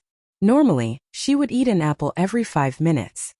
However, since she met Changzhou, she had not eaten anything. She tried to eat twice, but on both occasions she felt nauseous. Now you have an intense appetite again, right? A smile appeared on Changzhou's face. What do you want from me? What do you think? If I complete the training today, I can eat all I want, right? Of course. Changzhou smiled. Clearly, he would not let Normans eat all she could. Actually, he would in fact let Normans eat whatever she wanted, as long as she could physically swallow them. What's the training today? Simple. Run for a kilometer. It was only the start. A 1-kilometer run was really very easy. Even with Norman's weight, she could achieve the goal as long as she persisted. Actually, Changzhou could have made Norman slim down with just Beelzebub's ability. However, if she slimmed down so much by not eating food, her body would become extremely unhealthy. Therefore, she had to exercise too. It could speed up the slimming process and at the same time make her healthier. You have to exercise with me too. You have to do whatever I do. Fine. As long as Normans was willing to cooperate, Changzhou was willing to train with her. He did this only for the 400,000 pay. It was something Changzhou could not say no to. Do I start now? Let's start. 1 kilometer was really nothing to Changzhou. With his stamina, he was more than strong enough to run a marathon. Nonetheless, the power of a foodaholic was limitless. In order to eat whatever she wanted, Normans persisted for the entire journey. Actually, to a person who weighed 140 kilograms, a 1-kilometer run was already very exhausting. She was about as heavy as 2 normal adult men after all. After they finished the run, Normans immediately asked, "Can I eat now?" Of course. That's the end of today's training. I'll be back again tomorrow, however, so you better be ready. Can I eat all I want? Sure. Changzhou only asked Beelzebub to give Normans a bit of appetite, so she would definitely not be able to eat too much. The feast that Normans had been fantasizing about was destined to be a mere illusion. Mr. Doman brought Changzhou to the front door. Mr. Chun, are you sure you don't need a driver to send you back? Nope. My friends live nearby, so I'm going to drop by their house. All right then. Thank you again for what you did for Normans. To be frank, the amount of exercise she did today is more than what she had done in the last 3 years combined. No problem. I'm getting paid anyway. Changzhou left Mr. Doman's manor with his pets. Walking on the street, they still managed to attract countless eyes. After all, the silly twins as well as the Betos were really too eye-catching. Many tourists along the way stopped to watch the pets. Some even thought that Changzhou was a street artist. Changzhou found Rasva's manor and was quickly invited in. Chan, welcome. Rasva was still shocked by Changzhou's entire family of pets. That's a lot of pets. Why don't you give Beelzebub and Carrie to me? I'll take good care of them for you. I'm afraid I'll have to say no. Changzhou shook his head. I was nearby just now, so I came here to check your health condition. Paul, pour Chan a glass of wine. You know that I don't drink during work. All right. After you finish the examination then. Half an hour later, Changzhou finished the checkup. Remove your shirt and lie on the sofa. I'm going to dredge your meridians. Rasva had full trust in Changzhou. In fact, they had turned from enemies into friends. Precisely because of their initial conflict, Rasva trusted Changzhou even more. Stay here for dinner. I'll ask the kitchen to cook one more portion. Sure. In the evening, Zola, Daniel and Manny came as well. Daniel was thrilled by Changzhou's extra pets, namely the silly twins and Abitos. He now really believed that Changzhou was a druid. After dinner, Changzhou and Daniel lied on the chairs on the beach. Although Daniel's injuries from that accident had long recovered, it was a huge psychological trauma for him. Even now, he still did not dare to go into the sea. Instead, He could only watch the group of pets enjoy themselves on the beach. Black Ma and White Ma were the most excited among them. They had not enjoyed themselves enough on Angel Beach last time. Now they could finally run on the beach and play in the sea all they wanted. Chun, they're not Alaskan Malamutes, are they? They're wolves. That's Black Ma and that's White Ma. Even as wolves, they're a bit too big, right? They're special. Then how about a Betos? What breed of lizard is it? Komodo? I don't think there's red Komodo dragons. Is it a mutant? Also, its head looks somewhat weird. It has a special bloodline. Stop asking about it. Suddenly, Daniel stood up and looked at Black Ma and White Ma who had been playing in the sea. Is there something beside them? Chun Zhao also stood up and looked at them. However, because they were really far away, he could not see anything clearly. All of a sudden, Chun Zhao seemed to notice a huge fin above the sea. He immediately charged towards the silly twins, removing his shirt in the process. Chun, no. It's dangerous. Daniel wanted to stop Chun Zhao, but Chun Zhao was too fast. He had already bolted into the sea. However, Chun Zhao was still too late. White Ma was already attacked. White Ma suddenly felt his body sink down. Something was dragging him into the water. If the demon pet attacked was Beelzebub, Raymond, or Carrie instead, Chun Zhao would not be so anxious, because they were mere projections, not true forms. Even if they died, Chun Zhao would not be that worried. However, the silly twins were different. Their actual bodies had come to the human world. They were indeed demons, but they were not invincible. They would similarly be injured and die should they receive sufficient damage. On land, when the two of them were together, they could perhaps fight with most terrestrial organisms. In the sea, however, there were too many things that could kill them. Realizing that White Ma had been attacked, Black Ma also dived into the water at once. Chun Zhao swam towards the silly twins with all his might, praying that he could make it in time. Chapter 180 Shark. Chun Zhao dove underwater. He saw the injured and panicked White Ma. He also saw that Black Ma had bitten the shark's fin, but it easily shook Black Ma off. It was a 9-foot-long tiger shark, at least 3 times the size of them. Chun Zhao kicked and swam faster toward the shark. It attacked White Ma again, but Chun Zhao punched the shark's gill with all his might. He was underwater though, so his punch was half as strong. However, he still hit the gill.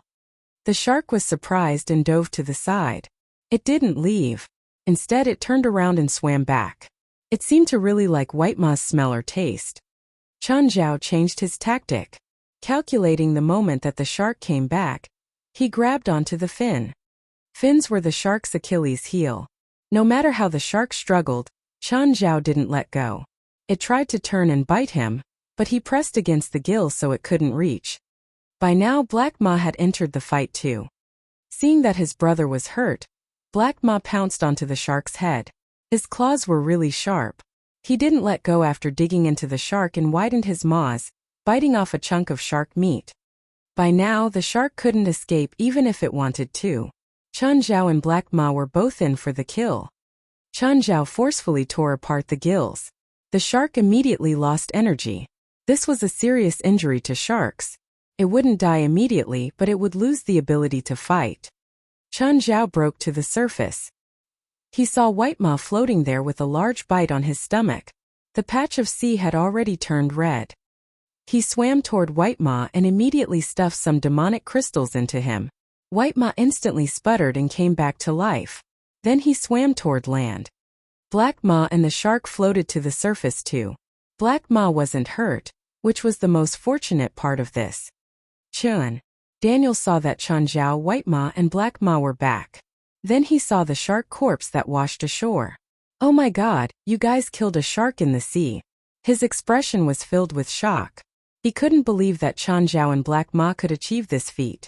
Chun Zhao had no time to pay attention to Daniel. He ran to White Ma to check the injury. White Ma's state seemed very serious, but it wasn't bleeding anymore. Daniel, call some people over and help me lift White Ma up. Oh, okay. A while later, Daniel had called many people over.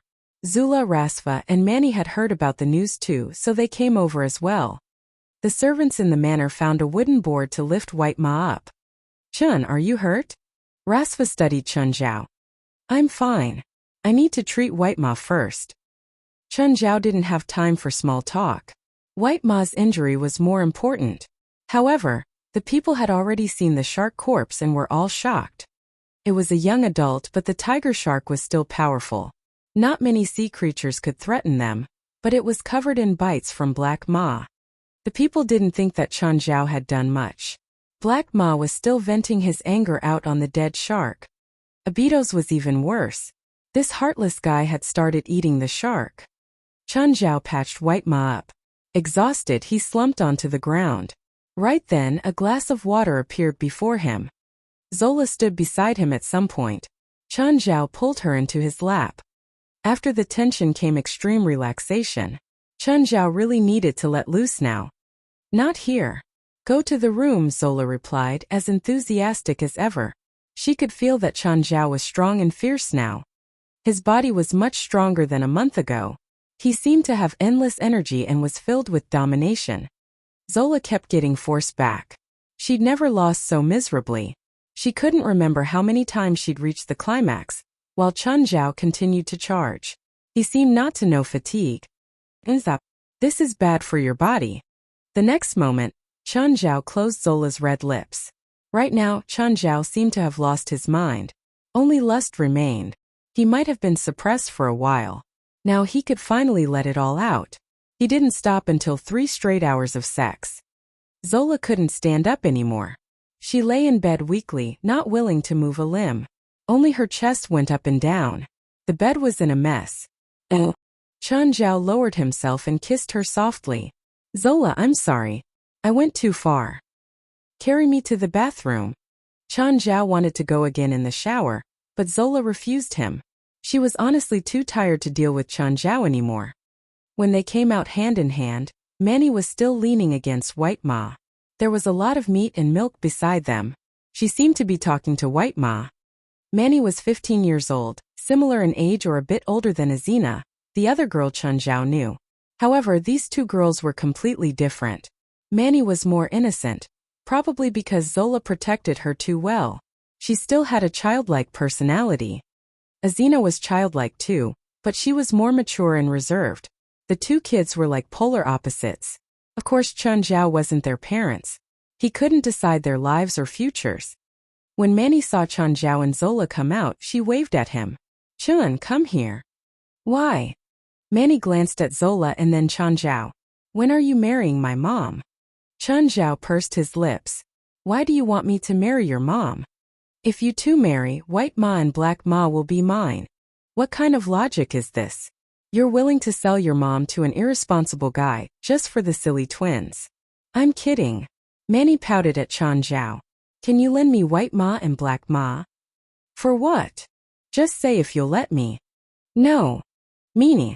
Mom, don't play with him anymore.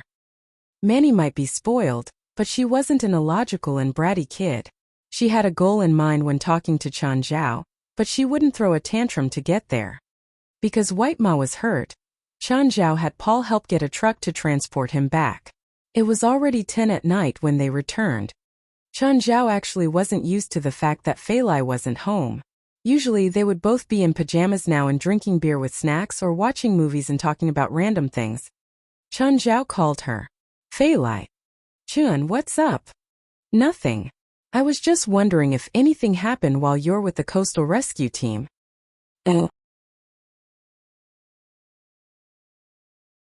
Chapter 181. Blackie, how about Wi-Fi in your house? Everything's normal. I would have been asleep now if you didn't call me. Alright. I'm going to bed too. Good night. After the brief conversation, Chun Zhao hung up. He rubbed his forehead and then entered the basement. Chun Zhao had to perform special treatment for White Ma, which clearly could not be done outside. Although White Ma had eaten 2 demonic crystals, he was still in a bad shape. The supposedly formidable subordinate of the King of Greed had almost lost his life to a human world species. Hellhound was clearly thrilled by the 2 new buddies. No, there were actually 3. Chun Zhao had also brought the Hydra into the space crevice. Little Nine was timid as usual. Hellhound and Black Ma were already playing enthusiastically with each other. If White Ma was not injured, the three of them would have probably become best friends. On the other hand, Chen Zhao and Blackie went into the castle to study sorcery and medicine. Blackie, when I summoned that banshee with her ritual implement near the gate of hell, I felt very tired. It's a feeling I've never experienced before. Why did I feel that way? I don't know much about demonic sorcery too, but when I cast spells I can clearly feel an upper limit. Cast certain spells too many times and I'll feel tired as well, Blackie said. Both Chen Zhao and Blackie were novice sorcerers. At the beginning, Blackie did not know too many demonic spells too. Of course, Blackie was able to learn demonic spells much faster than Chen Zhao because he was a type of demon after all. However, there were some spells that Blackie would never be able to cast. I've done my research. For example, if I cast Hell Knell on a person for 10 consecutive times, I'll be exhausted. Wait, you cast Hell Knell on a person just for experimentation? Did that person not go insane? I found a person in vegetative state, so Hell Knell wouldn't affect him, Blackie replied, unconcerned. So whether it's you or me, we have a certain kind of threshold. We can't cast spells or summon demons indefinitely, Chen Zhao concluded. I think so. Don't you humans always call the thing needed to cast spells magic points, or maybe magical power? Let's suppose that we have magical power too, and we each have our own maximum magical power. How do you think we should test our maximum magical power then? You should ask Beelzebub, Raymond, and Carrie. They know more about demonic sorcery than the two of us. Chen Zhao called Beelzebub into the castle and asked him their question. Of course you need a certain form of power to cast and control demonic spells. There's no real difference between the terminology in hell and the definition given by humans. In hell it's generally known as demonic power, but you humans can call it magic points or magical power too. It's the same thing. I don't think the term demonic power is accurate, Blackie opposed at once, because humans can cast demonic spells too. This proves that the power used by demons is at least somehow related to humans. No. Chen Zhao gave his own opinion. Humans can only use a small number of modified demonic spells. This means demonic spells are still based mainly on demonic power. Perhaps modified demonic spells are no longer truly demonic, or maybe they require a different form of power to activate. You're again the special one. Blackie looked at Chen Zhao. Why can you learn all the demonic spells without restriction? Even I can't learn many of them, but you can still learn and cast them. Even Beelzebub could not answer this question. While Blackie is a demon, the three of us are actually three different forms of life. Blackie has no physical form, Beelzebub is a projection, while I am a pure human, but all of us have one similarity. We can use demonic spells. So if we can find all the similarities among the three of us, perhaps we'll know what form of power we're using to cast those spells. Are you still a pure human?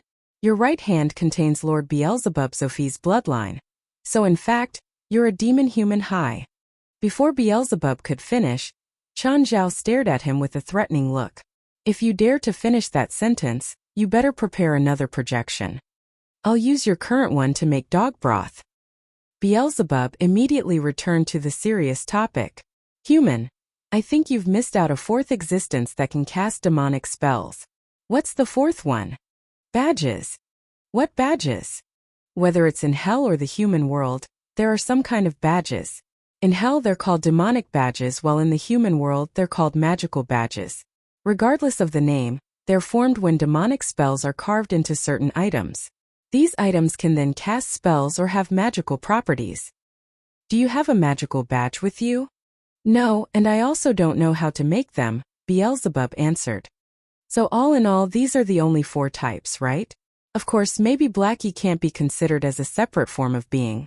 He's still a demon after all. No, there are many other types, such as angels. Wait, are there really angels? What's strange about it? Why can't there be angels when there are already so many demons beside you? Where are the angels? Are they in heaven?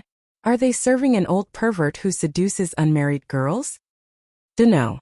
I have neither seen them nor heard about where they live. Then how are you even sure that they exist?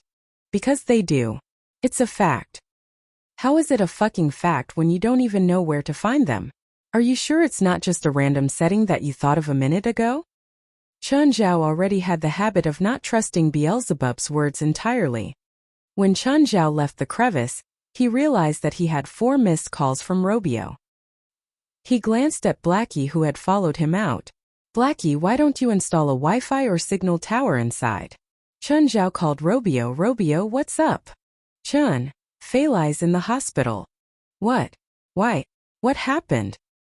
She almost drowned. Almost drowned? Fei Lai? Chen Zhao knew how well Fei Lai could swim. How could she nearly drown?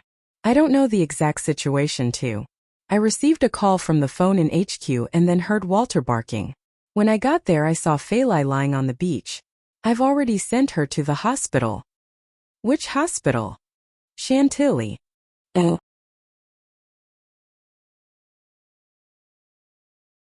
Chapter 182. Fei Lai in danger. Chen Zhao hurried over to Chantilly Hospital. Robio was there waiting for him. He went in as soon as he arrived. When he reached Fei Lai's room he realized Four was there. Chen. Four was surprised to see him. You're here for me. I'm the patient's friend, Chen Zhao said. Chen, she's Fei Lai's younger sister, Robio said. You know my sister? Four looked at him in surprise. Can I check on Fei Lai? Four nodded. She was obviously happy if Chen Zhao was willing to help. Chen Zhao checked Fei Lai. There's no water in her lungs, her heartbeat is normal, pulse normal, but her pupils are dilated and no light reaction. Four, did you tranquilize Fei Lai? No, she's been unconscious since she was taken to the hospital. Can it be a pseudocoma? Four suggested.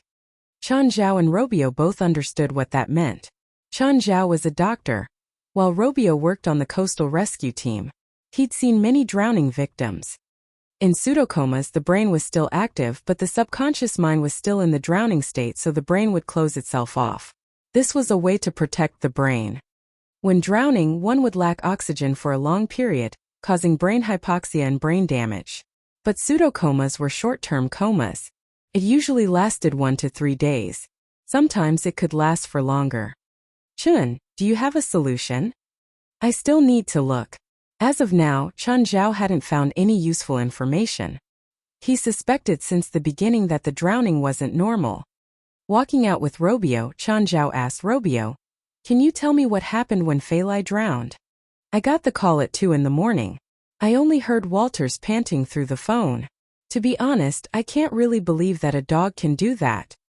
If Walter really can call someone, he should call me. Why did he call you? My contact info is taped onto the office's wall. Robio sensed some jealousy in Chen Zhao's voice, but this proved that the man really loved Walter like a parent. Chen Zhao wouldn't have asked if he didn't care. Robio was also happy that Walter could have Chen Zhao's companionship. Then I hurried to the office and saw Fei Lai lying on the beach. She had her buoy and life vest. She couldn't have gone swimming at midnight unless someone was drowning. But there were no other victims beside her. It's possible she couldn't save the person and was also in danger, so she was either washed ashore or Walter dragged her onto land. Chen Zhao leaned more toward Walter saving Fei Lai, but then he remembered that Fei Lai had said she'd run into paranormal activity. He suspected that Fei Lai had been attacked by an evil spirit. Otherwise, with her swimming abilities, she wouldn't have an accident even at night. At least there wasn't a high possibility. After all, Fei Lai had all the equipment and Walter by her side. Unless something unusual happened, there were very slight chances of an accident happening. Is Walter still at the office? Yeah, I left him there. I'll go get Walter. I'm worried if he's there alone. Okay, Robio said. I won't go with you. I need to stay and take care of Fei Lai. Chen Zhao hurried to the headquarters and called for Walter. The dog rushed out of the darkness. He was very excited, clearly shocked by something. He jumped and barked in front of Chen Zhao. Walter, quiet. Quiet down, Chen Zhao comforted him. Was Fei Lai attacked by evil spirits? Woof. Can you find the evil spirit? Walter turned toward the sea with a confused expression. He couldn't provide any information. This made Chen Zhao feel helpless. Walter wasn't like Beelzebub and the others. He couldn't talk directly to Chen Zhao. Just then, Walter ran into the office and carried a rotten piece of wood out. Chun Zhao took it. It was a piece of wood from a fir tree and very wet. Walter must have taken it out of the water. It should be from some aged ship. No matter how good the quality, it would rot after being in the water for decades or even centuries. The wood was very fragile. Chun Zhao applied some pressure and cracked it open. There was a clear word carved into the opening, Mary. Mary. Chun Zhao studied the wood. He wasn't sure if this was related to Fei Lai's attack. His phone rang at that moment. Chun, Fei Lai woke up, but she looks unsettled. She wants you to take her home. Okay, I'm coming, Chun Zhao said immediately. He was relieved that Fei Lai was okay. Chun Zhao was worried that she really was attacked by something unknown. If Fei Lai was hurt by some magic spell or supernatural force, Chun Zhao would need Sienna's help. Now that Fei Lai was awake, he could stop worrying so much. When he reached the hospital, Fei Lai was sitting up in bed. For sat beside her while Robio stood before the bed. Robio could tell that Fei Lai had been terrified. He just didn't understand what could have happened that caused such a strong reaction. Chin, you're here. Fei Lai's eyes brightened when she saw Chun Zhao. For and Robio could both tell that Fei Lai trusted Chun Zhao. She relaxed as soon as he arrived. For stood up and Chun Zhao took her spot. Fei Lai hugged him immediately. Chun, you're finally here. I want to go home. Okay, let's go. Chun Zhao glanced at For, who was looking at him quizzically. She didn't expect that Chun Zhao would be dating her sister. Judging from the current situation, they couldn't be regular friends. For I'll take Fei Lai home now. I'll go visit tomorrow, For said to her sister. I'll drive, Robio said. Fei Lai didn't speak on the way back. She sat in the back seat with Chun Zhao, resting her head on his shoulder. She was leaning into him even after they got out the car. Robio's gone. Stop acting, Chun Zhao pushed her aside. I'm not acting. I really was scared.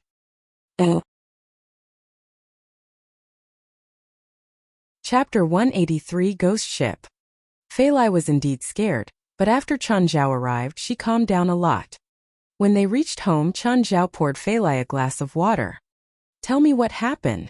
I was about to go to sleep. As usual, I used the night vision binoculars to check the coastline. Then I discovered that there seemed to be someone in the sea. I thought it was a drowning person, so I swam towards him.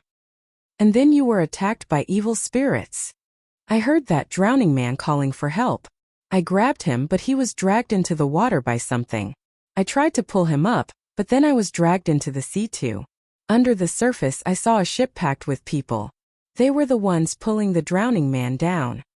Chun Zhao thought of a word. Ghost ship. Yes. It was a ghost ship roaming in the sea. I watched as the ghosts on the ship tried to pull me down too. Then Walter came and saved me. This confirmed their initial suspicion that it was a supernatural event. Chun, I'm now somewhat scared of the sea. I'm afraid that I will never be able to work in the coastal rescue team again. Fei Lai was in a similar state as Daniel. The attack was truly a psychological trauma for her. I'll settle the problem, Chun Zhao assured. Nevertheless, it was really a troublesome problem. The key was that Chun Zhao had no experience of locating evil spirits. After some consideration, the only person that Chun Zhao could think of was Sienna. Chun Zhao called Sienna's phone. Chun, do you know that staying up late is the most damaging thing to a lady's body? Do you want to earn money? Sienna was wide awake at once. What is it? Fei Lai was attacked by evil spirits today. Is she all right? She's just a bit scared. What do you want me to do? According to her description, she was probably attacked by a roaming ghost ship in the sea. Ghost ship? I'm no match for a ghost ship. Are ghost ships very difficult to deal with? Do you know how my teacher died? How? 20 years ago, a ghost ship appeared at West Coast. My teacher formed an alliance of 13 witches, but in the end, they all died in the sea. Are ghost ships really that scary? Yes. The biggest problem is that ghost ships hide in the sea most of the time. Do you have a way to find or track them? If you really want to fight against a ghost ship, you better prepare for the worst. I don't need you to fight it with me. Just tell me if you have a way of locating it. Let me think about it. How much money will I get? 10,000. Deal. I just need to find the ghost ship, right? Yes, you don't have to battle with the ship. Sienna was a spiritualist, a supposedly comfortable and high-paying occupation, but everyone who knew her also knew how poor she was. All right, I'll inform you if I find anything. Oh, the next day. After washing up, Chen Zhao knocked on Fei Lai's door. Fei Lai, are you awake? Come in, Fei Lai said from inside the room. When Chen Zhao entered the room, he realized that Fei Lai still looked rather pale. She had yet to recover from the incident. How do you feel now? Not good. I'm going out later. Help me to take care of Black Ma and White Ma. Oh yeah, White Ma's injured, Chen Zhao said. White Ma's injured? By who? He was attacked by a shark in the sea yesterday. Is he all right? I've already treated him.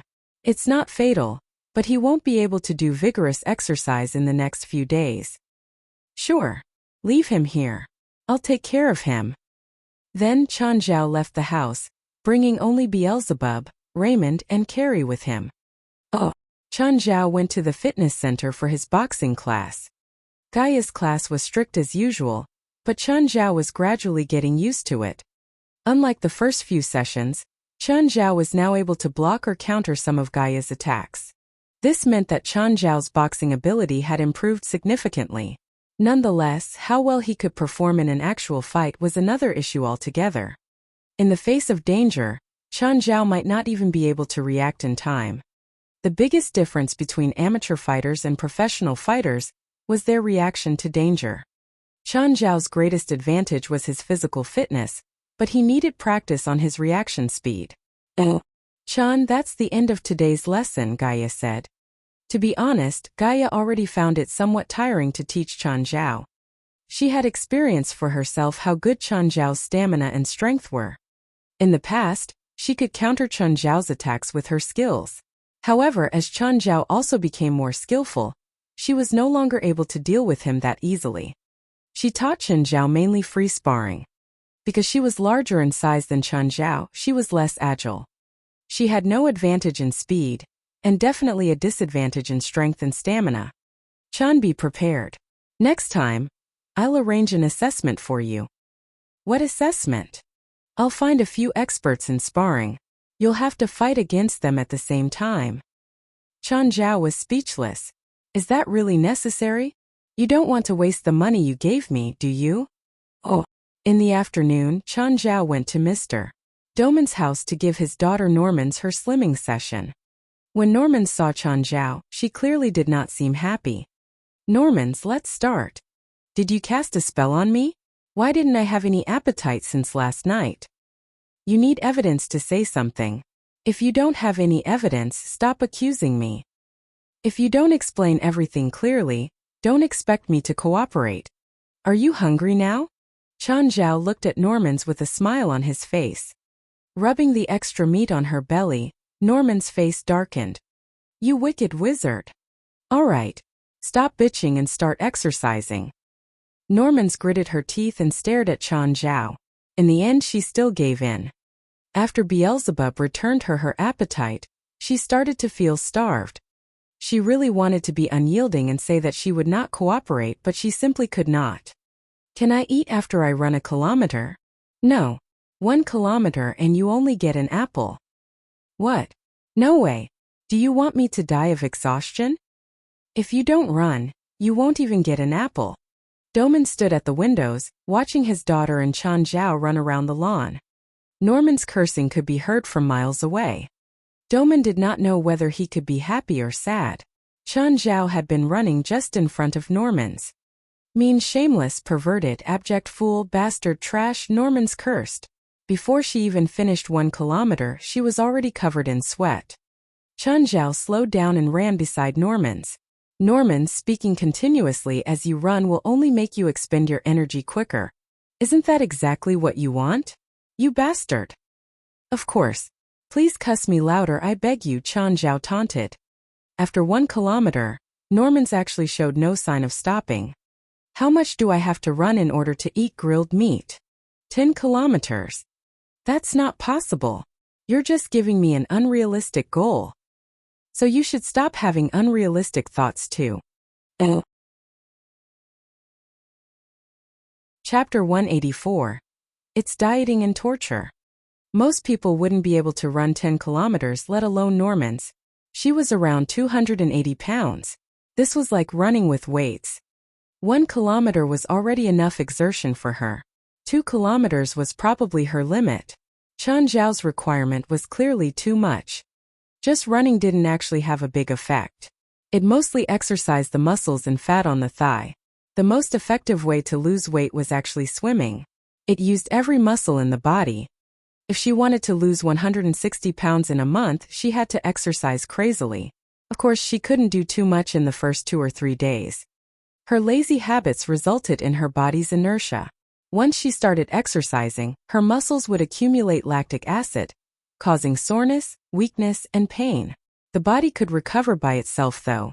After becoming accustomed to the exercise, the body would get used to it and adjust to the optimal state.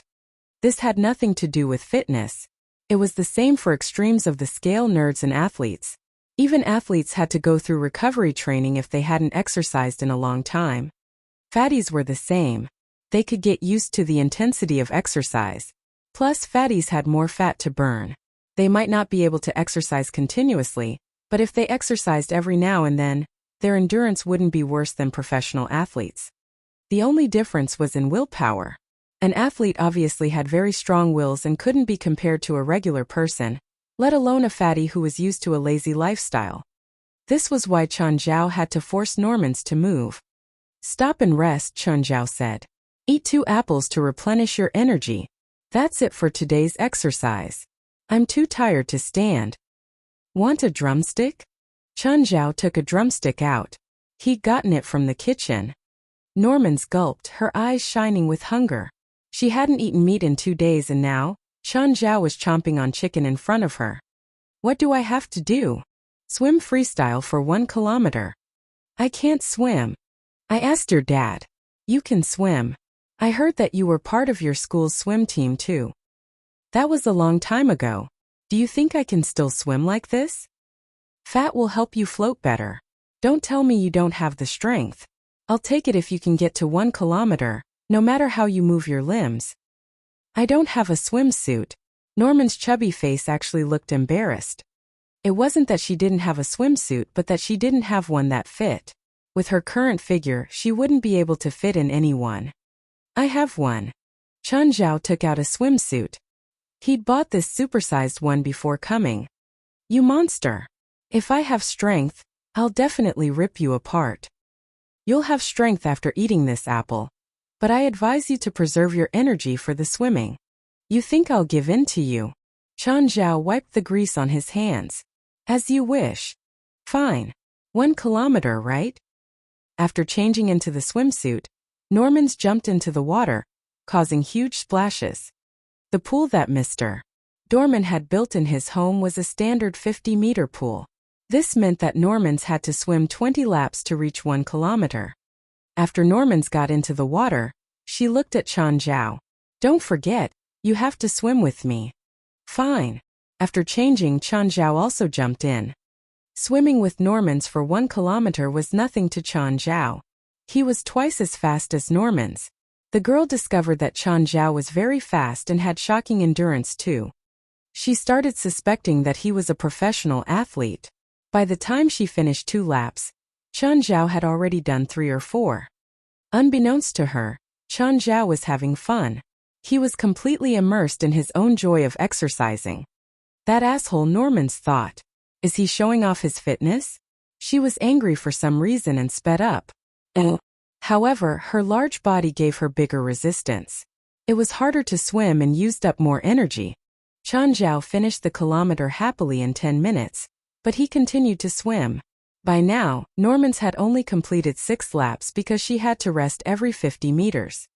To be honest, she was jealous of Chen Zhao's lean body in the water. Once upon a time she'd been like that too, but that relationship had destroyed her life.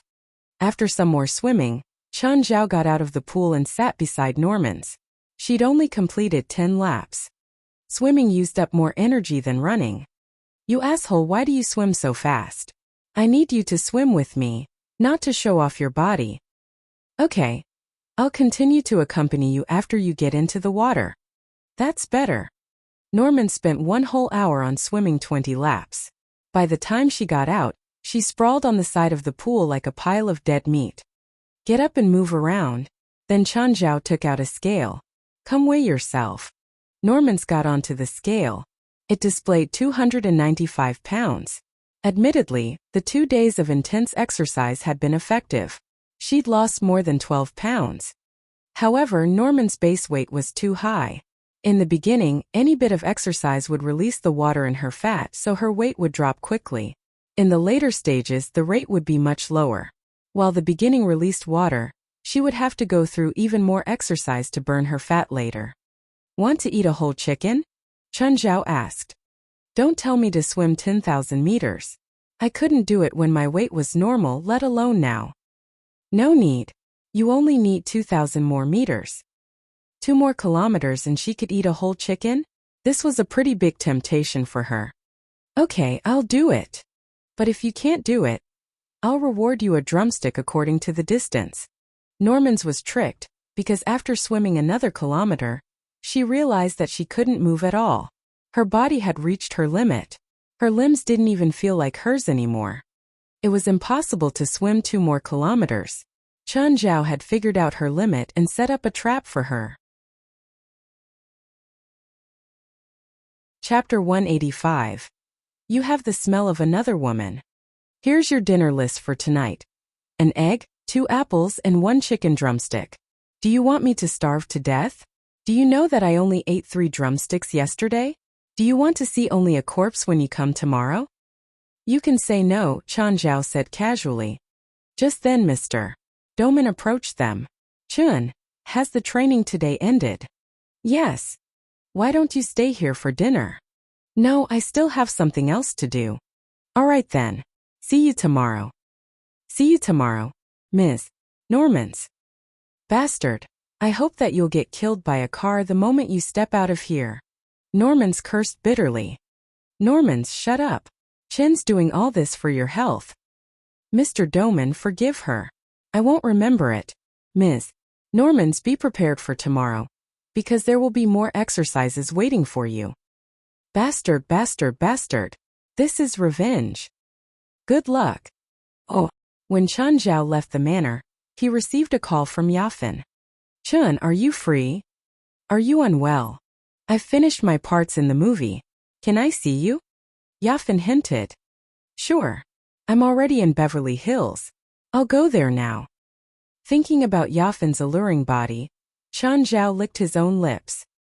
He sped up and finally arrived at Yafan's place. Yafan passionately welcomed Changzhou in. Changzhou could finally use all his energy on Yafan. He quickly removed all her clothes and began the battle. Yafan shouted loudly in both pain and excitement. Changzhou's strength allowed him to explore various difficult postures with Yafan, which made her even more excited. Nevertheless, after climaxing continuously, Yafan started to beg Changzhou. However, Changzhou, who had yet to enjoy himself thoroughly, would clearly not let Yafan off so easily. They did it twice on the sofa, thrice in the bedroom, and once more in the bathroom. In the end, after showering, Changzhou carried Yafan out of the bathroom. The 2 of them lay on the sofa, lying in each other's arms. Yafan seemed somewhat lost. She had to admit that she was fully indulged in Changzhou's limitless stamina and advanced tactics. Chun, did you eat any medicine today? No, I don't need that. How long has it been since you last had sex? Changzhou smiled and remained silent. He had in fact just had one with Zola the day before. Chun, I don't really have any acting recently. Can you say something for me before Mr. Rasfa and Mr. Stephen? Changzhou thought over it. Before he came here, he had already expected there to be a reason for Yafan to call him. I can, but I can't guarantee that it'll work. Of course, as long as you're willing to help. Changzhou would say something for Yafan, but he was unsure if it would help her at all. A movie would easily involve an investment of tens or even hundreds of $1 million. Actors had to undergo many layers of selection. Both their acting skills and appearance had to be outstanding. In addition, the competition between various movie companies would also determine the actors to some extent. Not a single person could easily determine the actor for an important role. Even the chairman of the company or the director of the movie could not. Rasva might not have the final saying too. Moreover, Chen Zhao would not force Rasva to help Yafan.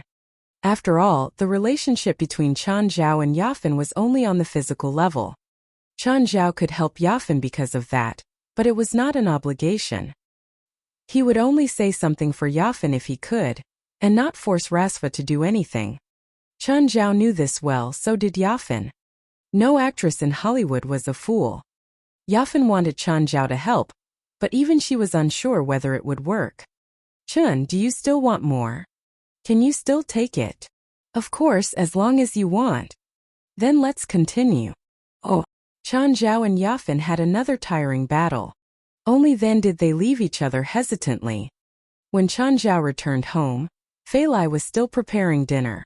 The moment Fei Lai saw Chen Zhao, she said at once, "Chen, go and take a shower." "What? You have the smell of another woman." "Is it?" Chen Zhao smelled his own arms. "How does it smell like?" "A woman's smell." "Is it that obvious?" "Yes, it's extremely obvious. You should clean yourself before coming home next time." By the time Chen Zhao finished showering, Fei Lai had already finished making dinner. "Fei Lai, I've asked Sienna to help find the ghost ship. Don't go to work the next few days." "Chen, why would the ghost ship target me?" "I don't know. Maybe it's just a coincidence." Chen Zhao was unsure as well. Fei Lai had nothing special. At least this was how Chen Zhao felt. The only explanation was that Fei Lai had really been unlucky. Just then Chen Zhao heard a car stop outside his house. Very soon someone knocked on the door. Chen Zhao trotted to the door and opened it. Pierce South was outside. Chen Zhao was rather surprised. Why is he here? Actually, Chen Zhao did not like Pierce because he was a very clever businessman. Last time David and he acted as if they were trying to kidnap Pierce. Chen Zhao did not say anything, but Pierce still managed to guess his identity. In fact, Pierce had even helped them to find the real culprits of the brewery fire, namely Treed and Winry. All in all, Chen Zhao instinctively did not really want to meet Pierce. A person who was too clever such as Pierce would usually be feared by others. "Mr. Pierce, how may I help you? Aren't you going to invite me in?" Smiling, Pierce looked at Chen Zhao. "I'm afraid that's inconvenient." Chen Zhao rejected Pierce's request at once. He was also telling Pierce his attitude and indirectly asking him to leave. Pierce smiled and did not mind Chen Zhao's attitude. "Mr. Chen, you killed Treed, right?" "What? I don't get it." "And you distributed Treed's gold to the victims' families. Am I right?" "Mr. Pierce, say what you must. If not, please leave my house."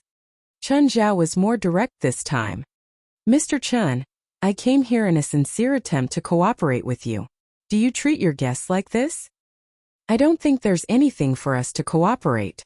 If you want me to convince the residents here to allow you to open a chemical factory at the original brewery location, I'm afraid you're speaking to the wrong person.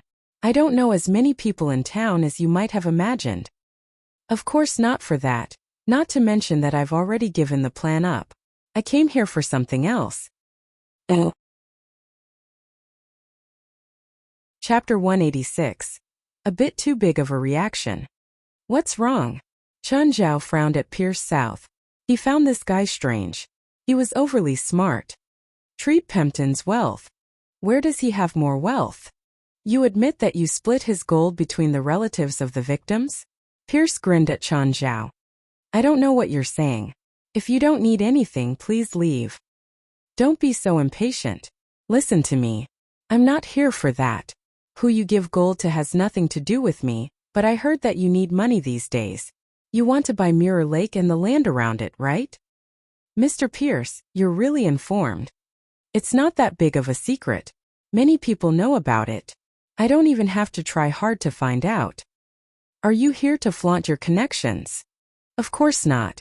I told you that I want to work with you and find the rest of Treed's wealth." "You mean that he split his gold in half?" "Not gold. The other half is the art he collected. You'll work with me if he has valuable collectibles? I don't believe that. Chen Zhao needed money, but his mind was still clear. If it was him, he definitely wouldn't share with others. Pierce was very clever, so he definitely wouldn't cooperate with just anyone. Pierce suddenly put a hand on Chen Zhao's shoulder. Feeling a stab of pain, he subconsciously punched Pierce's face. Ah! Pierce was thrown back. Ah, help! You want to kill me? His mouth was filled with blood and his teeth kept falling out. Chen Zhao glared at him furiously. What did you stab me with? Pierce held his mouth, face twisted in pain. Misunderstanding. It's a misunderstanding. I just wanted to tell you that I'm a wizard. I used the shadow sting to make you hurt a little. He didn't think that he would be attacked so fiercely just by proving his identity. Chen Zhao's punch had come too suddenly and heavily. Pierce didn't know how many teeth he lost. He'd thought that Chen Zhao was like him, a wizard. He didn't expect Chen Zhao would have such a big reaction and punch him. Hearing Pierce's words, Chen Zhao was taken aback. You're a wizard. It hurts so much, Pierce said painfully. God damn it, why did you use so much force? You attacked me suddenly. I reacted with my instincts. Chen Zhao's punch had been seriously strong. Pierce was lucky he didn't die. He didn't know how many teeth were left in his mouth though. He felt a breeze when he spoke. If you don't want to die, you better not do that again, Chen Zhao said with a dark expression. You're a wizard too, right? How come you're so strong? What's it to you? Fine, I'll tell you the truth. The other part of Treed's wealth is very valuable. It's worth millions, but I can't get it by myself, so I want to work with you. Why can't you get it? He did some stuff in the place he hid it. He set up a ward and I can't undo it by myself. Since you could defeat Treed, that means you must be stronger than him. If you join, we'll be able to get his stuff. Chen Zhao was tempted. Millions of dollars was a huge sum. However, he didn't completely trust Pierce South. After all, they weren't close. Pierce was a true fox. Chen Zhao didn't like interacting with these smart people. Where are the hidden items? How will we split the money? I'll take 80%. The remaining 20% is yours. Goodbye. Chen Zhao shut the door. Did Pierce think that he was poor and could only take his scraps? Wait, how about 70-30? Or 60-40? That's my bottom line. 50-50. If you accept it, we can keep talking. If not, then... Pierce looked at Chen Zhao with gleaming eyes. 50-50, but we're not going with the original price. We'll take turns choosing items after we get them, and whether you choose the valuable ones will depend on your own skills. How about that? Chen Zhao thought for a moment and instantly understood what this old fox was planning. Since he knew the item's value, it was likely he was familiar with the collection. He might have even seen the items before. He would know which ones were valuable and which ones weren't. He made this request so he could have a bigger advantage. I'll think about it, Chen Zhao said. But I'm curious. You're pretty rich too. Why would you risk it to get a few million? Don't make a few million sound like a small number. My net worth is only a few million. That factory isn't my own either. Also, most of the value comes from real estate. I'm rich, but I might not have as many savings as you. I have the chance to double my net worth now. The risk is worth it. I agree with your distribution method, but I need a safety net too. If the items I choose are less than 30% of the total value, then you must give me at least that much. Basically, Chen Zhao wanted to get more money but also stay safe. Okay, this plan was a compromise that they both accepted. Don't play tricks on me, Chen Zhao threatened. If you dare take it all for yourself, I'll kill you. Don't think nonsense. I live in the nearby town, so it's impossible for that to happen like we're in the movies. Plus, you've never killed anyone before. You don't look like it. Is it that obvious? Chen Zhao asked, deflating. Maybe I should act more aggressive. Okay, we've reached an agreement. I'll call you on the day. When are we doing it? I need to prepare, Pierce said. The time isn't right either. How long do I have to wait? The next full moon. What do I have to do to prepare? Nothing. I'll get everything ready. Oh.